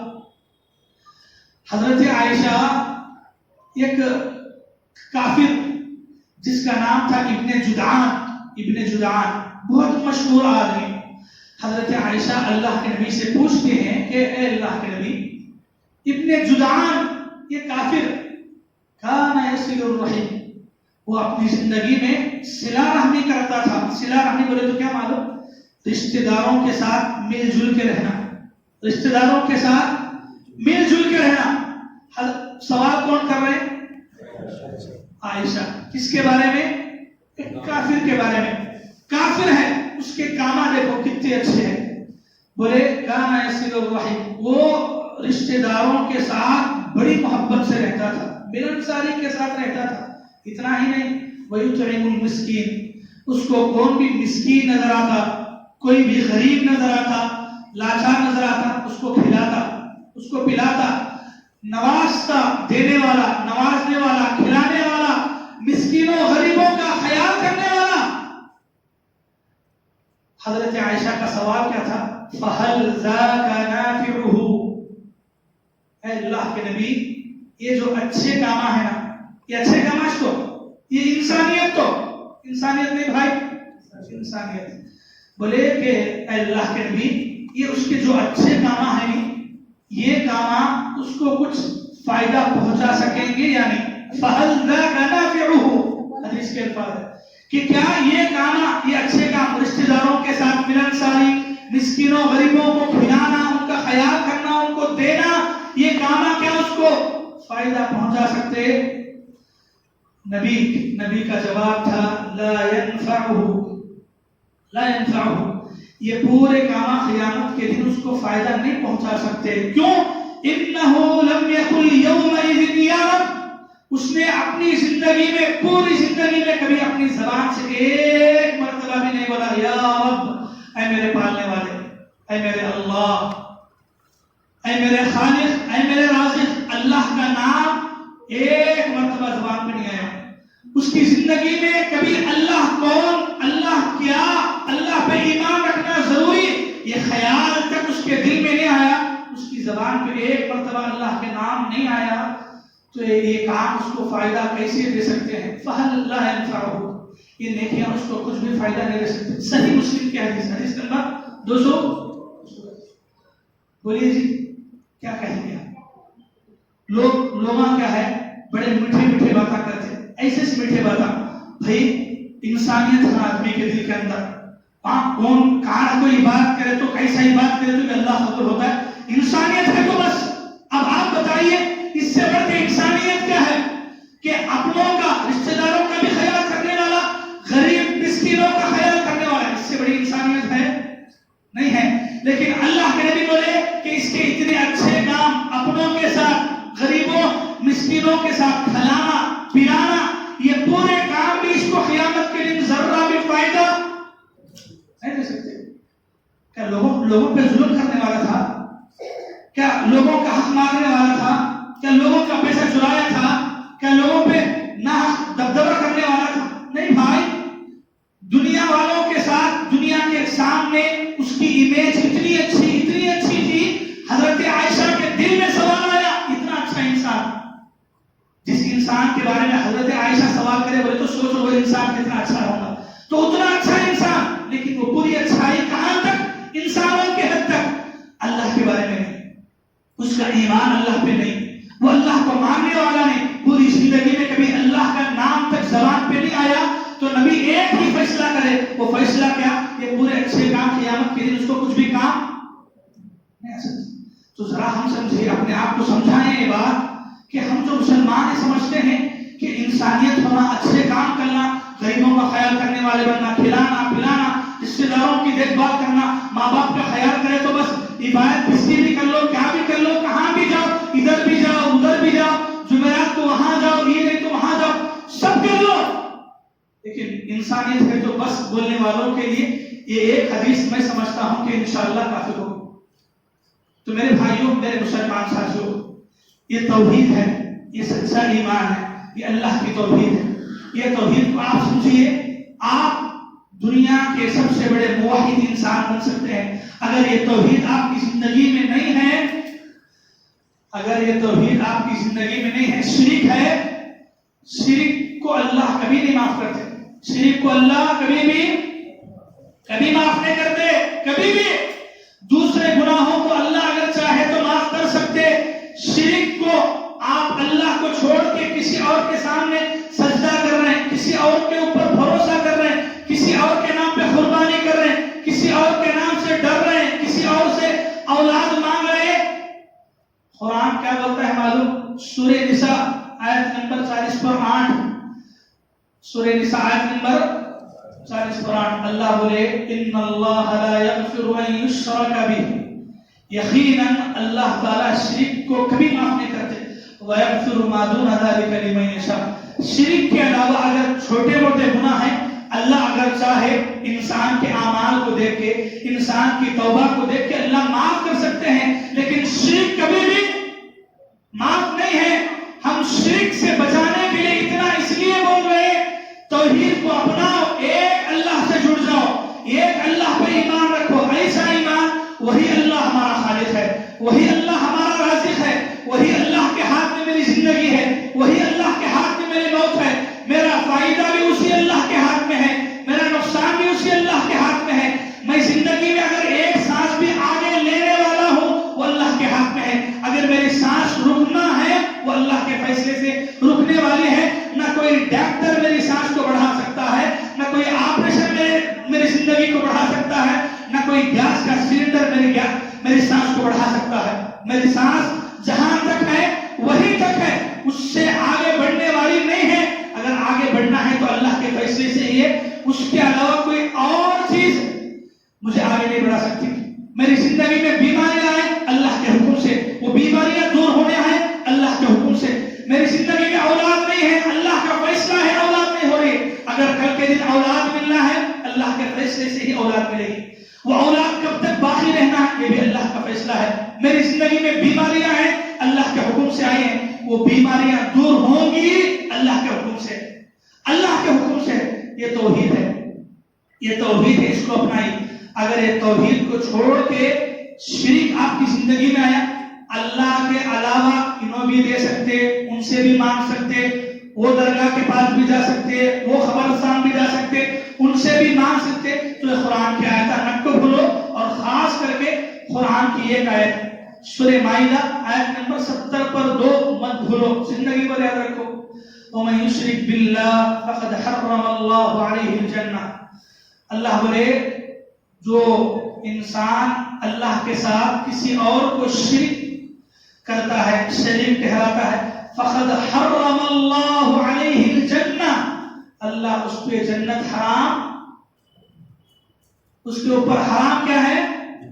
جنت۔ اللہ کے ساتھ اگر کوئی شرک کر رہا ہے تو اس پہ جنت کیا ہے؟ ہمیشہ کے لیے حرام ہے۔ کون بولے؟ سورہ مائدہ آیت نمبر 70 پر 2 قرآن۔ بھائی یہ قرآن کی باتیں ہیں، قرآن اتنا واضح اللہ کا پیغام ہے۔ یہ توحید کو آج نہیں سمجھنے کی وجہ سے بہت میرے بھائی دل میں بہت بڑا درد ہوتا ہے جب ہم میرے مسلمان بھائیوں کو، میری مسلمان ماں اور بہنوں کو دیکھتے ہیں کہ درگاہوں کے پاس جا کے وہ برقع نکال رہی ہیں، وہ بے پردہ ہیں، وہ گھوم رہی ہیں، کھا رہے ہیں، پی رہے ہیں، قبر کے اطراف میں طواف چل رہا ہے، سجدے چل رہے ہیں، وہاں دعا چل رہی ہے، وہاں تعویذیں لٹکا رہے ہیں، وہاں پاس سب چل رہا ہے۔ بھائی اللہ ہمارے کو عقل دیا جی، اللہ ہمارے کو کیا دیا؟ عقل دیا۔ ذرا عقل سے سوچئے، بھائی میں مر گیا، میں مرنے کے بعد میں خود سے اٹھ کے قبر میں جا کے پڑھ سکتا ہوں؟ وہ سب چھوڑو، میں یہ کپڑوں میں مر گیا، یہ کپڑے میں خود کھولے سکتا ہوں؟ میں مر گیا، بھی میری سانس نکل گئی، میرے جسم پہ کپڑے ہیں، اب مجھے نہلانا ہے، یہ کپڑے میں اتار سکتا ہوں؟ اچھا دنیا کا کوئی انسان اتار سکتا ہے؟ کون اتارنا؟ نہلانے والا آتا ہے، کٹ کرتا ہے، نکالتا ہے۔ اچھا لو بھائی، خود سے پانی نہا سکتا ہوں؟ خود سے کفن پہن لے سکتا ہوں؟ کچھ بھی نہیں۔ سب لوگ کریں، میرے کپڑے اتارے لوگ، مجھے نہلائے لوگ، مجھے کفنائے لوگ، لاسٹ کو دفنا کے مٹی مجھے خبر میں دفنانے کے بعد اچھا لاسٹ کو میرا میں اوپر مٹی تو بھی ڈالے سکتا ہوں؟ نہیں نا، نہیں ڈالے سکتا۔ اور جتنے لوگوں کو خبروں میں آپ دفنائے ہیں، جو لوگ آج خبروں میں ہیں، جہاں جہاں درگاہ مزار کچھ بھی بنی ہے، وہ لوگوں کو انسان اچھا لے جا کے وہاں رکھ کے سو۔ بھائی جب مرنے کے بعد یہ پورے کام آپ کرے تو وہی انسان مٹی کے اندر جانے کے بعد تمہاری بلاؤں کو ٹالنے والا کیسا بنتا ہے؟ تمہارے کو اولاد دینے والا کیسا بنتا ہے؟ تمہاری مصیبتوں کو دور کرنے والا کیسا بنتا ہے؟ جو انسان مرنے کے بعد ایک جگ پانی کا نہیں اٹھا سکتا، تمہاری زندگی کی بلاؤں کو کیسے دور کر سکتا ہے؟ اتنی صاف باتیں ہماری سمجھ میں نہیں آتی ہیں۔ تو میرے بھائیوں، ماں اور بہنوں، آج کی ہماری جو بیٹھک ہے وہ انہی باتوں کو لے کر ہے۔ توحید یہ ہماری زندگی کی سب سے بڑی دولت ہے، ہماری زندگی کی نہیں۔ ایک آخری حدیث رکھ کے اپنی بات ختم کرتا ہوں۔ یہ دنیا، یہ زمین، یہ دھرتی، یہ دنیا بھی اگر آج قائم ہے اللہ کی وجہ سے قائم ہے، اللہ کے نام کی وجہ سے قائم ہے۔ اگر اللہ کا نام لینے والے دنیا پہ نہیں رہیں گے، قیامت اسی وقت آئے گی۔ دلیل کیا ہے معلوم؟ صحیح مسلم حدیث نمبر 140 پر 8، اللہ کے نبی صلی اللہ علیہ وسلم فرماتے ہیں لا تقوم الساعہ، قیامت اس وقت تک نہیں آئے گی حتی لا یقال فی الارض اللہ اللہ، جب تک کہ زمین پر ایک آدمی بھی اللہ اللہ بولنے والا ہے، قیامت آ نہیں سکتی، آ ہی نہیں سکتی قیامت۔ قیامت کب آئے گی؟ جب اللہ کا نام لینے والا بھی کوئی نہیں ہوگا، تو ایسے اتنے برے لوگ، اتنے بدتر لوگ ہوں گے، اللہ بولے تو کون بھی نہیں مان ہوگا۔ صحیح مسلم کی حدیث نمبر 140 پر 8۔ یہ حدیث سے معلوم ہوا کہ قیامت بھی کب آئے گی؟ جب زمین پہ کوئی اللہ کا نام لینے والا نہیں ہوگا۔ جس سے معلوم کیا ہوا؟ آج یہ دنیا باقی ہے، آج یہ زمین باقی ہے، زمین پہ انسان باقی ہے، تو اللہ کا نام لینے والے باقی ہیں، اس وجہ سے دنیا بھی باقی ہے۔ اللہ کا نام لینے والے جب کوئی نہیں ہوگا یہ دنیا، یہ زمین، یہ انسان، یہ زندگی ہی نہیں ہوگی۔ خلاصہ باتوں کا نچوڑ یہ ہے، آج کے درس سے، آج کے بیان سے بات ہم تمام کو یہ سمجھنا ہے کہ توحید ہر ایک انسان کی زندگی کی سب سے بڑی دولت ہے۔ اللہ کو ایک ماننا، اکیلا ماننا، کس میں؟ اللہ خالق ہے، اللہ رازق ہے، اللہ ہی عبادت کا مستحق ہے۔ جو بھی عبادت ہے، جسے بھی آپ عبادت کا نام لے کے، وہ ہر قسم کی عبادت اللہ کے لیے سمجھنا، اللہ کے لیے کرنا، وہی توحید ہے۔ دعا، نظر و نیاز، توکل، بھروسہ، رکوع سجدہ، طواف، یقین، ایمان، یہ عبادتیں ہیں، یہ اللہ ہی کے لیے ہونا ہے۔ اللہ کے علاوہ کسی اور کا نام آ گیا تو وہیں سے شرک داخل ہوا، اور جو انسان شرک کرنے والا ہے، شرک کرنے والے انسان پہ اللہ تعالیٰ جنت کو حرام کر دیے ہیں۔ جنت حرام ہے میرے بھائی، جنت حرام۔ انسان کتنے بھی اچھے کام کر لے، کتنے بھی انسانیت ہو، کتنا غریبوں کو کھلانے پلانے والا ہو، اگر آپ کی زندگی میں توحید نہیں ہے، توحید نہیں ہے، ہم سمجھائیں آپ کو ایک مثال سے، توحید کیسی ہے بھائی؟ حساب لگائیں گے، یہ آپ کی نماز، حساب کون کریں گے؟ توحید کی مثال کیسی ہے؟ توحید انسان کے لیے کتنا ضروری ہے؟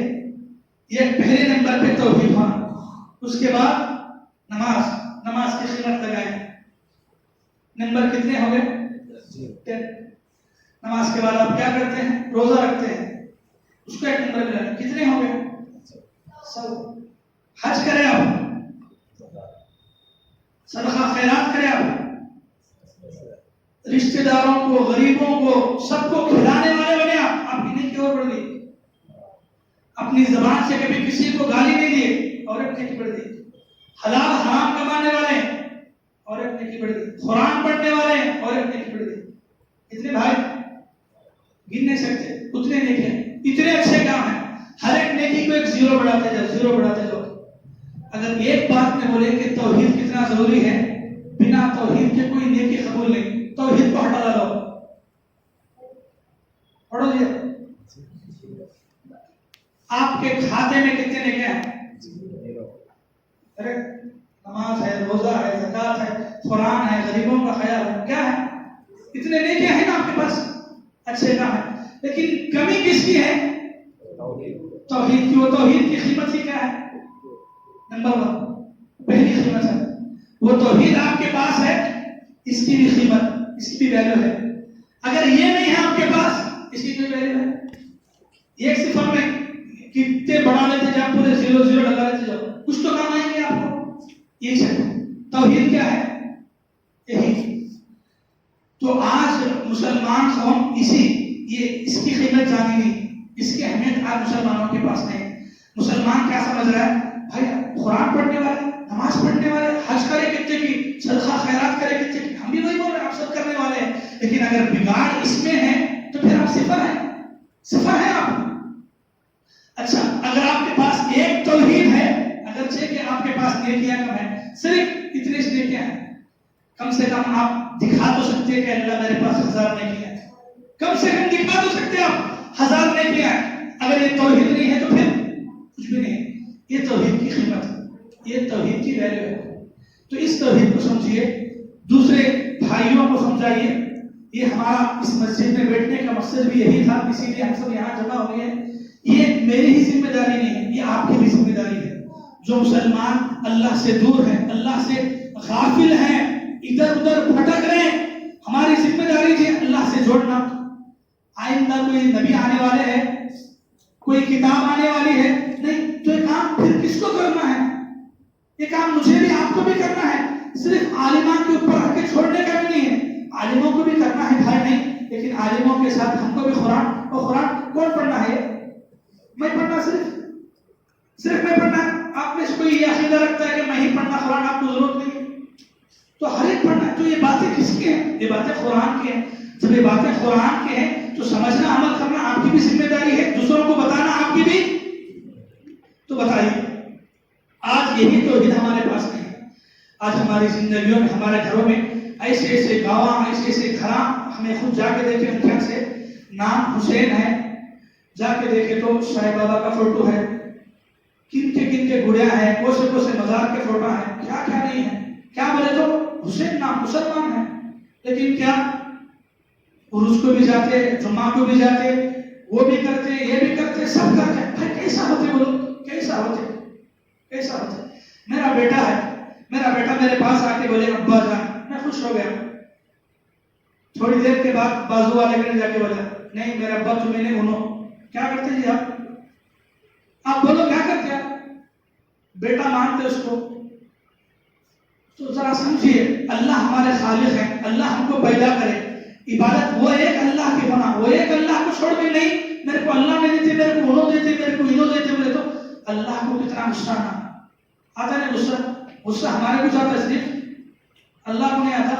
میرا بیٹا میرے کو چھوڑ دو کو سامنے والے کے گھر میں جا کو میرے کو 5 روپے دو بولے تو کیا بولتے تمہیں؟ جا کے تھپڑ مارتے، بولتے عقل نہیں، میں ہوں تو یہاں میرے سے آپ کو منگ بولتے. اس کے جا کے کچھ بولتے نہیں جی. وہی آپ اللہ کے بندے ہیں.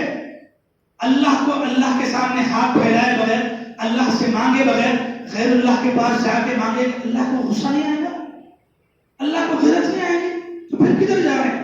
تو میرے بھائی توحید کو سمجھیے. توحید دنیا کی سب سے بڑی نعمت ہے، دنیا کی سب سے بڑی دولت ہے. یہ توحید ہماری زندگی میں آئے، ہر ایک نیکی کی قدر ہے، ہر ایک نیکی کی قیمت ہے. اگر یہ توحید ہمارے پاس نہیں ہے تو پھر دنیا کے کتنے اچھے کام ہمارے پاس ہو، اللہ کے پاس ہماری ایک نیکی بھی قابل قبول نہیں ہوگی. اللہ سے میں دعا کرتا ہوں اللہ تعالیٰ ہم میں سے ہر ایک جتنے لوگ یہاں جمع ہیں، اللہ تعالیٰ ان باتوں کو سمجھ کے ان پر عمل کی توفیق عطا فرمائے. اللہ تعالیٰ ہم میں سے جو لوگ معلوم نہیں ہونے کی وجہ سے شرک کرتے تھے، خبر پرستی میں، درگاہ پرستی میں، ادھر ادھر بھٹک رہے ہیں، اے اللہ ایک اللہ پر ایمان رکھتے ہوئے توحید کو سمجھنے کے ہمیں توفیق عطا فرمائے. شرک سے بچ کے شرک سے توبہ کرنے کی توفیق عطا فرمائے. غیر اللہ کی عبادت سے چھوڑ کے ایک اللہ کی عبادت کی توفیق اللہ تعالی ہم تمام کو عطا فرمائے. اے اللہ ہم جو باتیں یہاں سمجھے ہیں، اے اللہ ان باتوں کو دوسروں تک پہنچانے کی توفیق عطا فرمائے. اے اللہ تیرے اس گھر میں بیٹھ کے تیرے دین کی جو بنیادی باتیں ہم نے سیکھی ہیں ان باتوں پر ہمیں عمل کی توفیق عطا فرمائے. اے اللہ جب تک ہمیں زندہ رکھ، اسی توحید پہ ہمیں زندہ رکھ. ہمارا خاتمہ، ہماری موت بھی اسی توحید پہ ہماری موت عطا فرما. آمین ثم آمین. اللہ تعالیٰ کا آخر میں شکریہ ادا کرتا ہوں کہ اسی اللہ کے احسان توفیق سے ہم سب یہاں جمع بھی ہوئے اور ہمارا یہ بیٹھنا آپ کو مکمل ہو رہا ہے. ساتھ ہی ساتھ مسجد کے ذمہ داروں کا بھی، آپ سب کا بھی شکریہ ادا کرتا ہوں کہ آپ وقت نکال کر کے آئے. ایک حساب سے کہیں تو اللہ تعالیٰ نے آپ کو چنا ہے، اپنے گھر میں بیٹھنے کا موقع آپ کو دیا، قرآن و حدیث کی باتیں سننے کا موقع دیا. آج مسلمانوں کی حالت یہ ہے، پیسہ دے کے گناہ خریدنے کے لیے تیار ہے، فری میں مفت میں دین کی باتیں سننے کے لیے تیار نہیں ہے. تھیٹر کو جاؤ، ادھر جاؤ، پیسے دے کے، کیا دے کے؟ پیسہ دے کے ہم گناہ خریدنے تیار ہے، لیکن اللہ کی دین کی باتیں سننے کے لیے فری میں بیٹھنے بھی ہم تیار نہیں. ایسی حالت ہماری بنتی جا رہی. یہی جا کے دیکھ لو، اگر ہم اس کے بجائے وہ یہ سب رکھ دیے، لوگ بہت جمع ہو جائیں گے حق کی بات سننے کے لیے، قرآن و حدیث کی باتیں سننے کے لیے، دین کی باتیں سننے کے لیے. لوگوں کے پاس موقع نہیں. اللہ کا آپ شکر ادا کرو کہ اللہ آپ کو بیٹھنے کا موقع دیا. اللہ کے پاکیزہ گھر میں آپ جتنی دیر بیٹھے، فرشتے آپ کے لیے، میرے لیے دعا کرے ہیں، فرشتے پر بچھا کے بیٹھے ہیں ہماری مغفرت کے لیے دعا کرے. ہمارا یہ بیٹھنا بھی اللہ تعالیٰ کے نزدیک قبول ہو. اللہ تعالیٰ سے دعا ہے اللہ تعالیٰ ہمارے اس بیٹھنے کو اللہ تعالیٰ قبول فرمائے. ہماری زندگی میں اس کے ذریعے سے نیکیوں کا ایک نیا سلسلہ آگے کرنے کے لیے اللہ تعالیٰ ہم تمام کو توفیق عطا فرمائے. وآخر دعوانا ان الحمدللہ رب العالمین. کوئی ضروری سوال ہے ٹاپک سے ریلیٹڈ آپ پوچھ سکتے ہیں. میں اگر کوئی سوال کرنا چاہتے ہیں بس.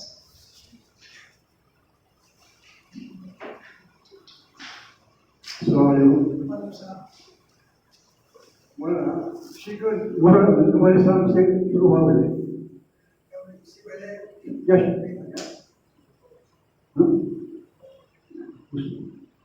اور کیا ہے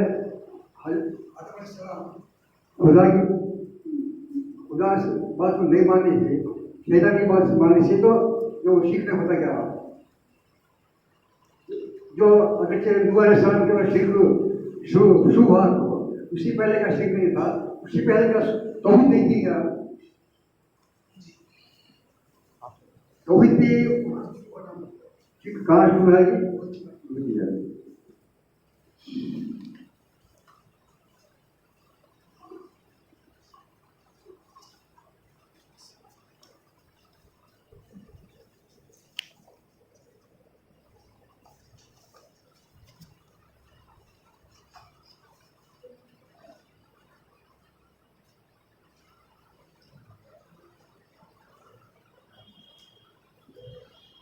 دو سوالات ہیں، میں دو سوالوں کے جواب یہ قرآن سے دینا چاہتا ہوں.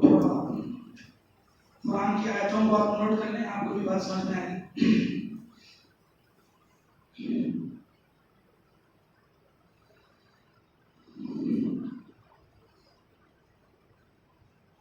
جی، قرآن سورہ بقرہ کی آیت نمبر 213 ہے. سورہ بقرہ کی آیت نمبر 213 ہے. اللہ کیا فرماتے ہیں؟ کان الناس امۃ واحدہ فبعث اللہ النبیین مبشرین ومنذرین. ترجمہ اور تشریح میں آپ کے سامنے پڑھتا ہوں، سنیے. دراصل لوگ ایک ہی امت تھے. اللہ نے نبیوں کو خوشخبریاں دینے والا اور ڈرانے والا بنا کر کے بھیجا اور ان کے ساتھ سچی کتابیں نازل فرمائی تاکہ لوگوں کے ہر اختلافی کام کا فیصلہ ہو جائے. اور صرف انہی لوگوں نے جنہیں کتاب دی گئی تھی اپنے پاس دلائل آنے کے باوجود بھی آپس کے بغض و عناد کی وجہ سے اس میں اختلاف کیا.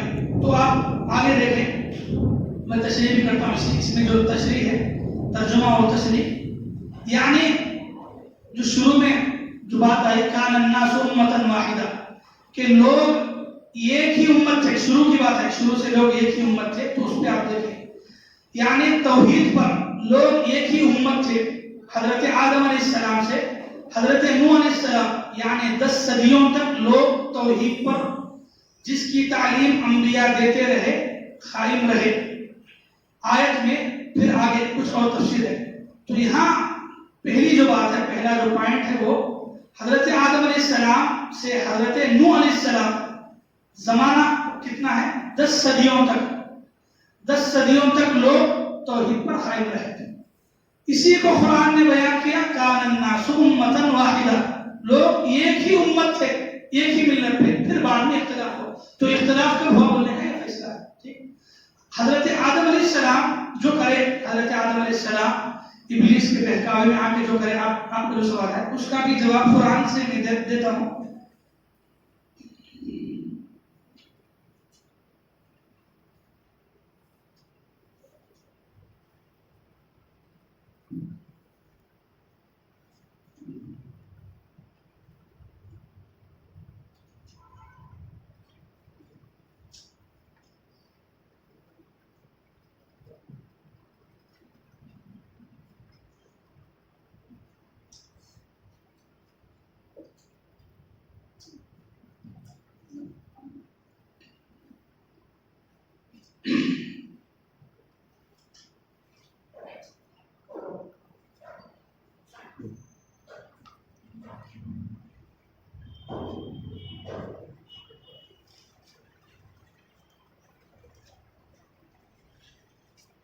دیکھیے، حضرت دوسرا سوال کیا تھا کہ سوال سننے آنے آپ کو. حضرت آدم علیہ السلام جو ابلیس کی باتوں میں آ کے اللہ تعالیٰ کی جو نافرمانی کرے تو وہ بھی شرک بول رہے ہیں. تو ہم اس کو شرک کے الفاظ نہیں بول سکتے. کیوں نہیں بول سکتے؟ قرآن پڑھے سورہ طٰہٰ کے اندر آیت نمبر 116 سے 122 تک. تھوڑا آیت نمبر آپ نوٹ کر لیں. سورہ طٰہٰ آیت نمبر 116 سے 122 تک آپ بھی جا کے گھر میں پڑھیں، اطمینان سے آپ کو سمجھ میں آئے گا. تو وہاں اللہ حضرت آدم علیہ السلام کا حصہ بولے. آدم علیہ السلام کو اللہ تعالیٰ پیدا کرنے کے بعد جنت میں چھوڑے اور بولے کہ جہاں کہیں جاؤ گھومو پھرو، بس وہ جو درخت ہے وہ درخت کے قریب نہ جاؤ. تو شیطان کیا کیا؟ قرآن کے فوسوس الیہ الشیطان، شیطان نے وسوسہ ڈالا، کہنے لگا کیا میں تجھے ہمیشہ کی زندگی کا درخت نہ بتاؤں؟ چنانچہ ان دونوں نے اس درخت سے کھانا چاہا، قریب ہوئے تو ان کے سطر کھل گئے. یہ پوری بات، یہ پورا واقعہ اللہ تعالیٰ اس سورے میں بیان کرے. تو یہاں میں جو بات بولنا چاہ رہا ہوں حضرت آدم علیہ السلام کی زندگی سے، قرآن کا جو نقطہ، جو پوائنٹ ہم کو یاد رکھنا ہے وہ یہ: وَلَقَدْ عَهِدْنَا إِلَىٰ آدَمَ مِنْ قَبْلُ فَنَسِيَ. ہم نے آدم علیہ السلام کو پہلے ہی تاکید کیا تھا. تاکید کس بات کی؟ درخت کے قریب نہیں جانا، بقیہ چیزوں کے پاس جو بھی نعمتیں ہیں کھا سکتے ہیں، پی سکتے ہیں. تو ان سے جو بھول ہوئی، جو غلطی ہوئی، وہ بھول ہے. قرآن کا فیصلہ کیا ہے؟ فنسیہ.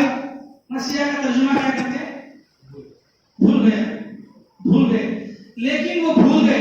یہ قرآن نہیں ہے، وہ بھول گئے. تو حضرت آدم علیہ السلام سے جو ہم جو سمجھتے ہیں ابلیس کے باتوں میں آ کے جو ادھر ادھر ہو گئے، تو وہ کیا تھی؟ فنسیہ، بھول تھی. کیا تھی؟ ہاں. اب قرآن کی وہ آیت پائی: ربنا لا تؤاخذنا ان نسینا. اے اللہ ہماری پکڑ نہ کر اگر ہم بھول کے کوئی کام کریں. تو بھول کے اوپر اللہ کے پاس پکڑ ہے؟ پکڑ نہیں ہے. اور پھر حضرت آدم علیہ السلام سے یہ جو ہوا، آگے اللہ تعالیٰ کیا بولے؟ ان سے جو غلطی ہوئی، قرآن کا فیصلہ ہے 122 کی آیت کا پورا واقعہ کے بعد اللہ نے ان کو چن لیا، ان کی توبہ قبول کی اور ان کی رہنمائی بھی اللہ تعالیٰ نے کی. تو انہی کی وہی دعا ہے حضرت آدم علیہ السلام جو دعا کرے: ربنا ظلمنا انفسنا وان لم تغفر لنا وترحمنا لنکونن من الخاسرین. تو ان سے جو بھی ہوا وہ شیطان کا بہکاوا تھا، اور حضرت آدم علیہ السلام سے وہاں بھول ہوئی، اور اس بھول پہ اللہ تعالیٰ ان کو معاف بھی کر دیے. اگر دنیا میں آپ کے ساتھ بھی ایسا ہی ہوا، معلوم نہیں ہونے کی وجہ سے، بھول سے آپ سے شرک ہوا، آپ توبہ کرے، اللہ معاف کر سکتے ہیں؟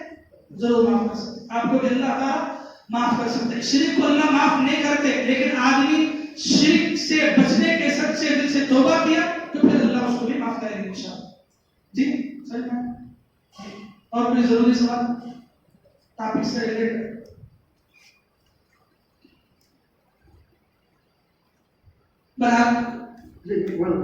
جی دوسرے کوئی ہے جو آپ بولے ہیں؟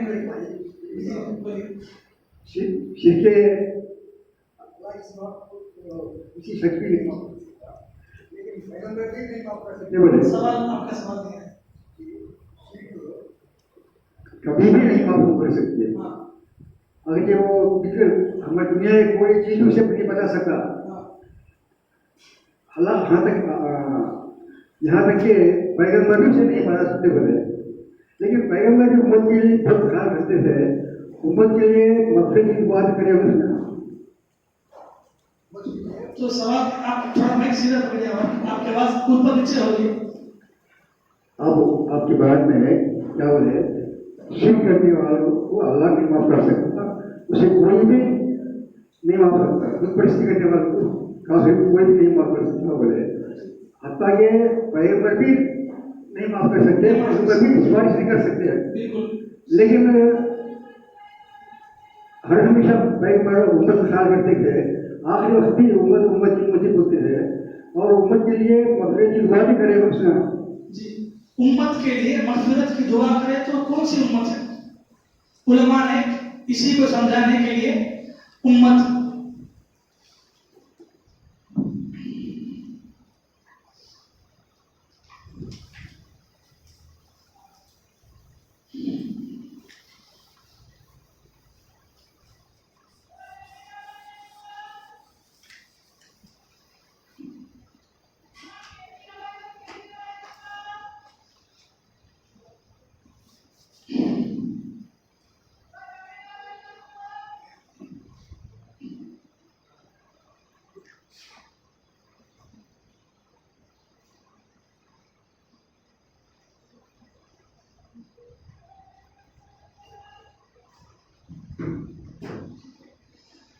آپ کے سوال کے دو حصے ہیں، اس میں خلاصہ کرنا چاہتا ہوں میں. یعنی اللہ تعالیٰ شرک کو چھوڑ کے دوسروں کو معاف کرتے بولے تو شرک کو معاف کر سکتے یا نہیں؟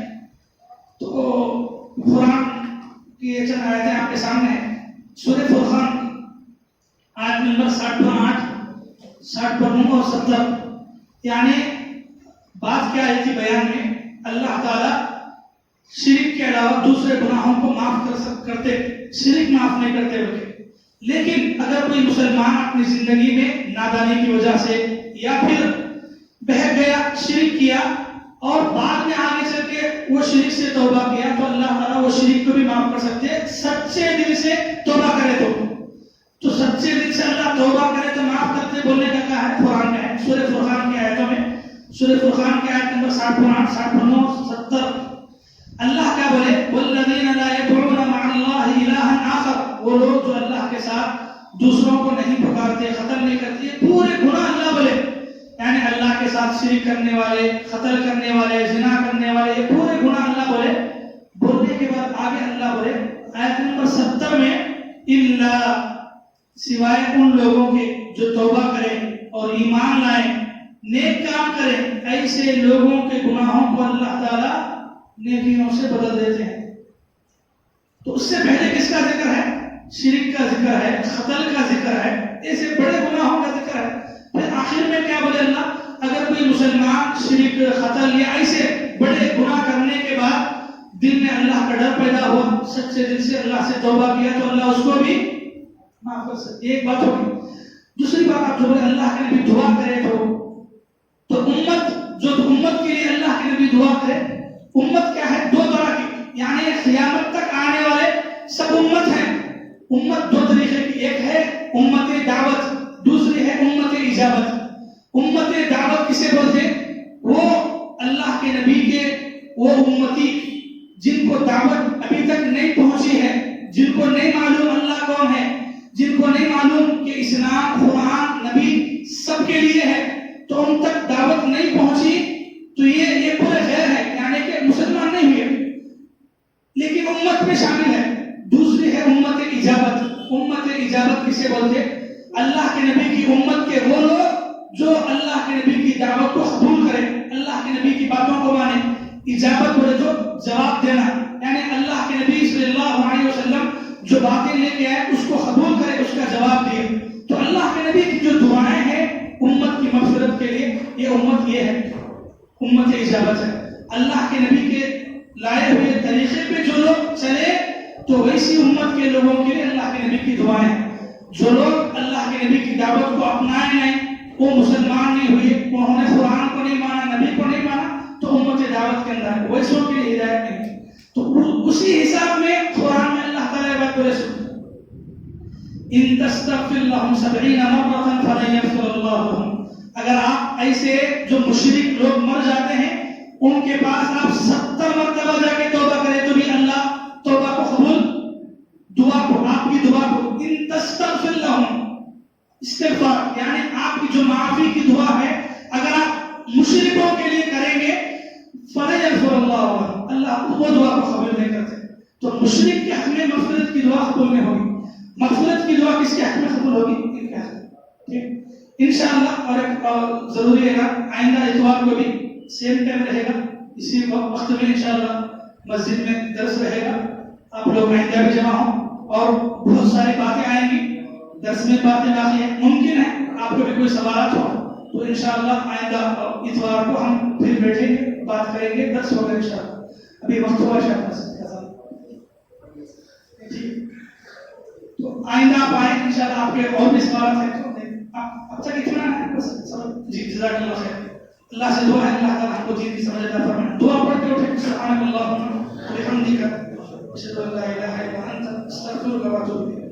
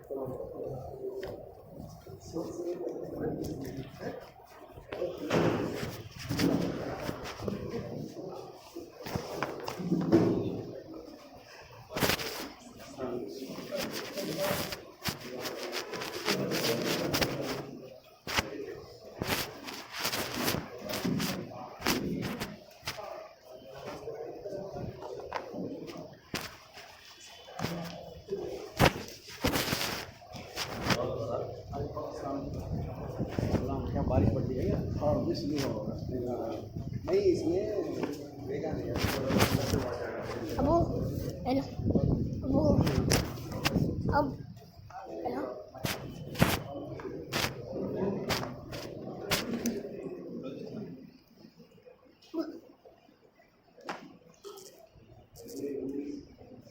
बट तो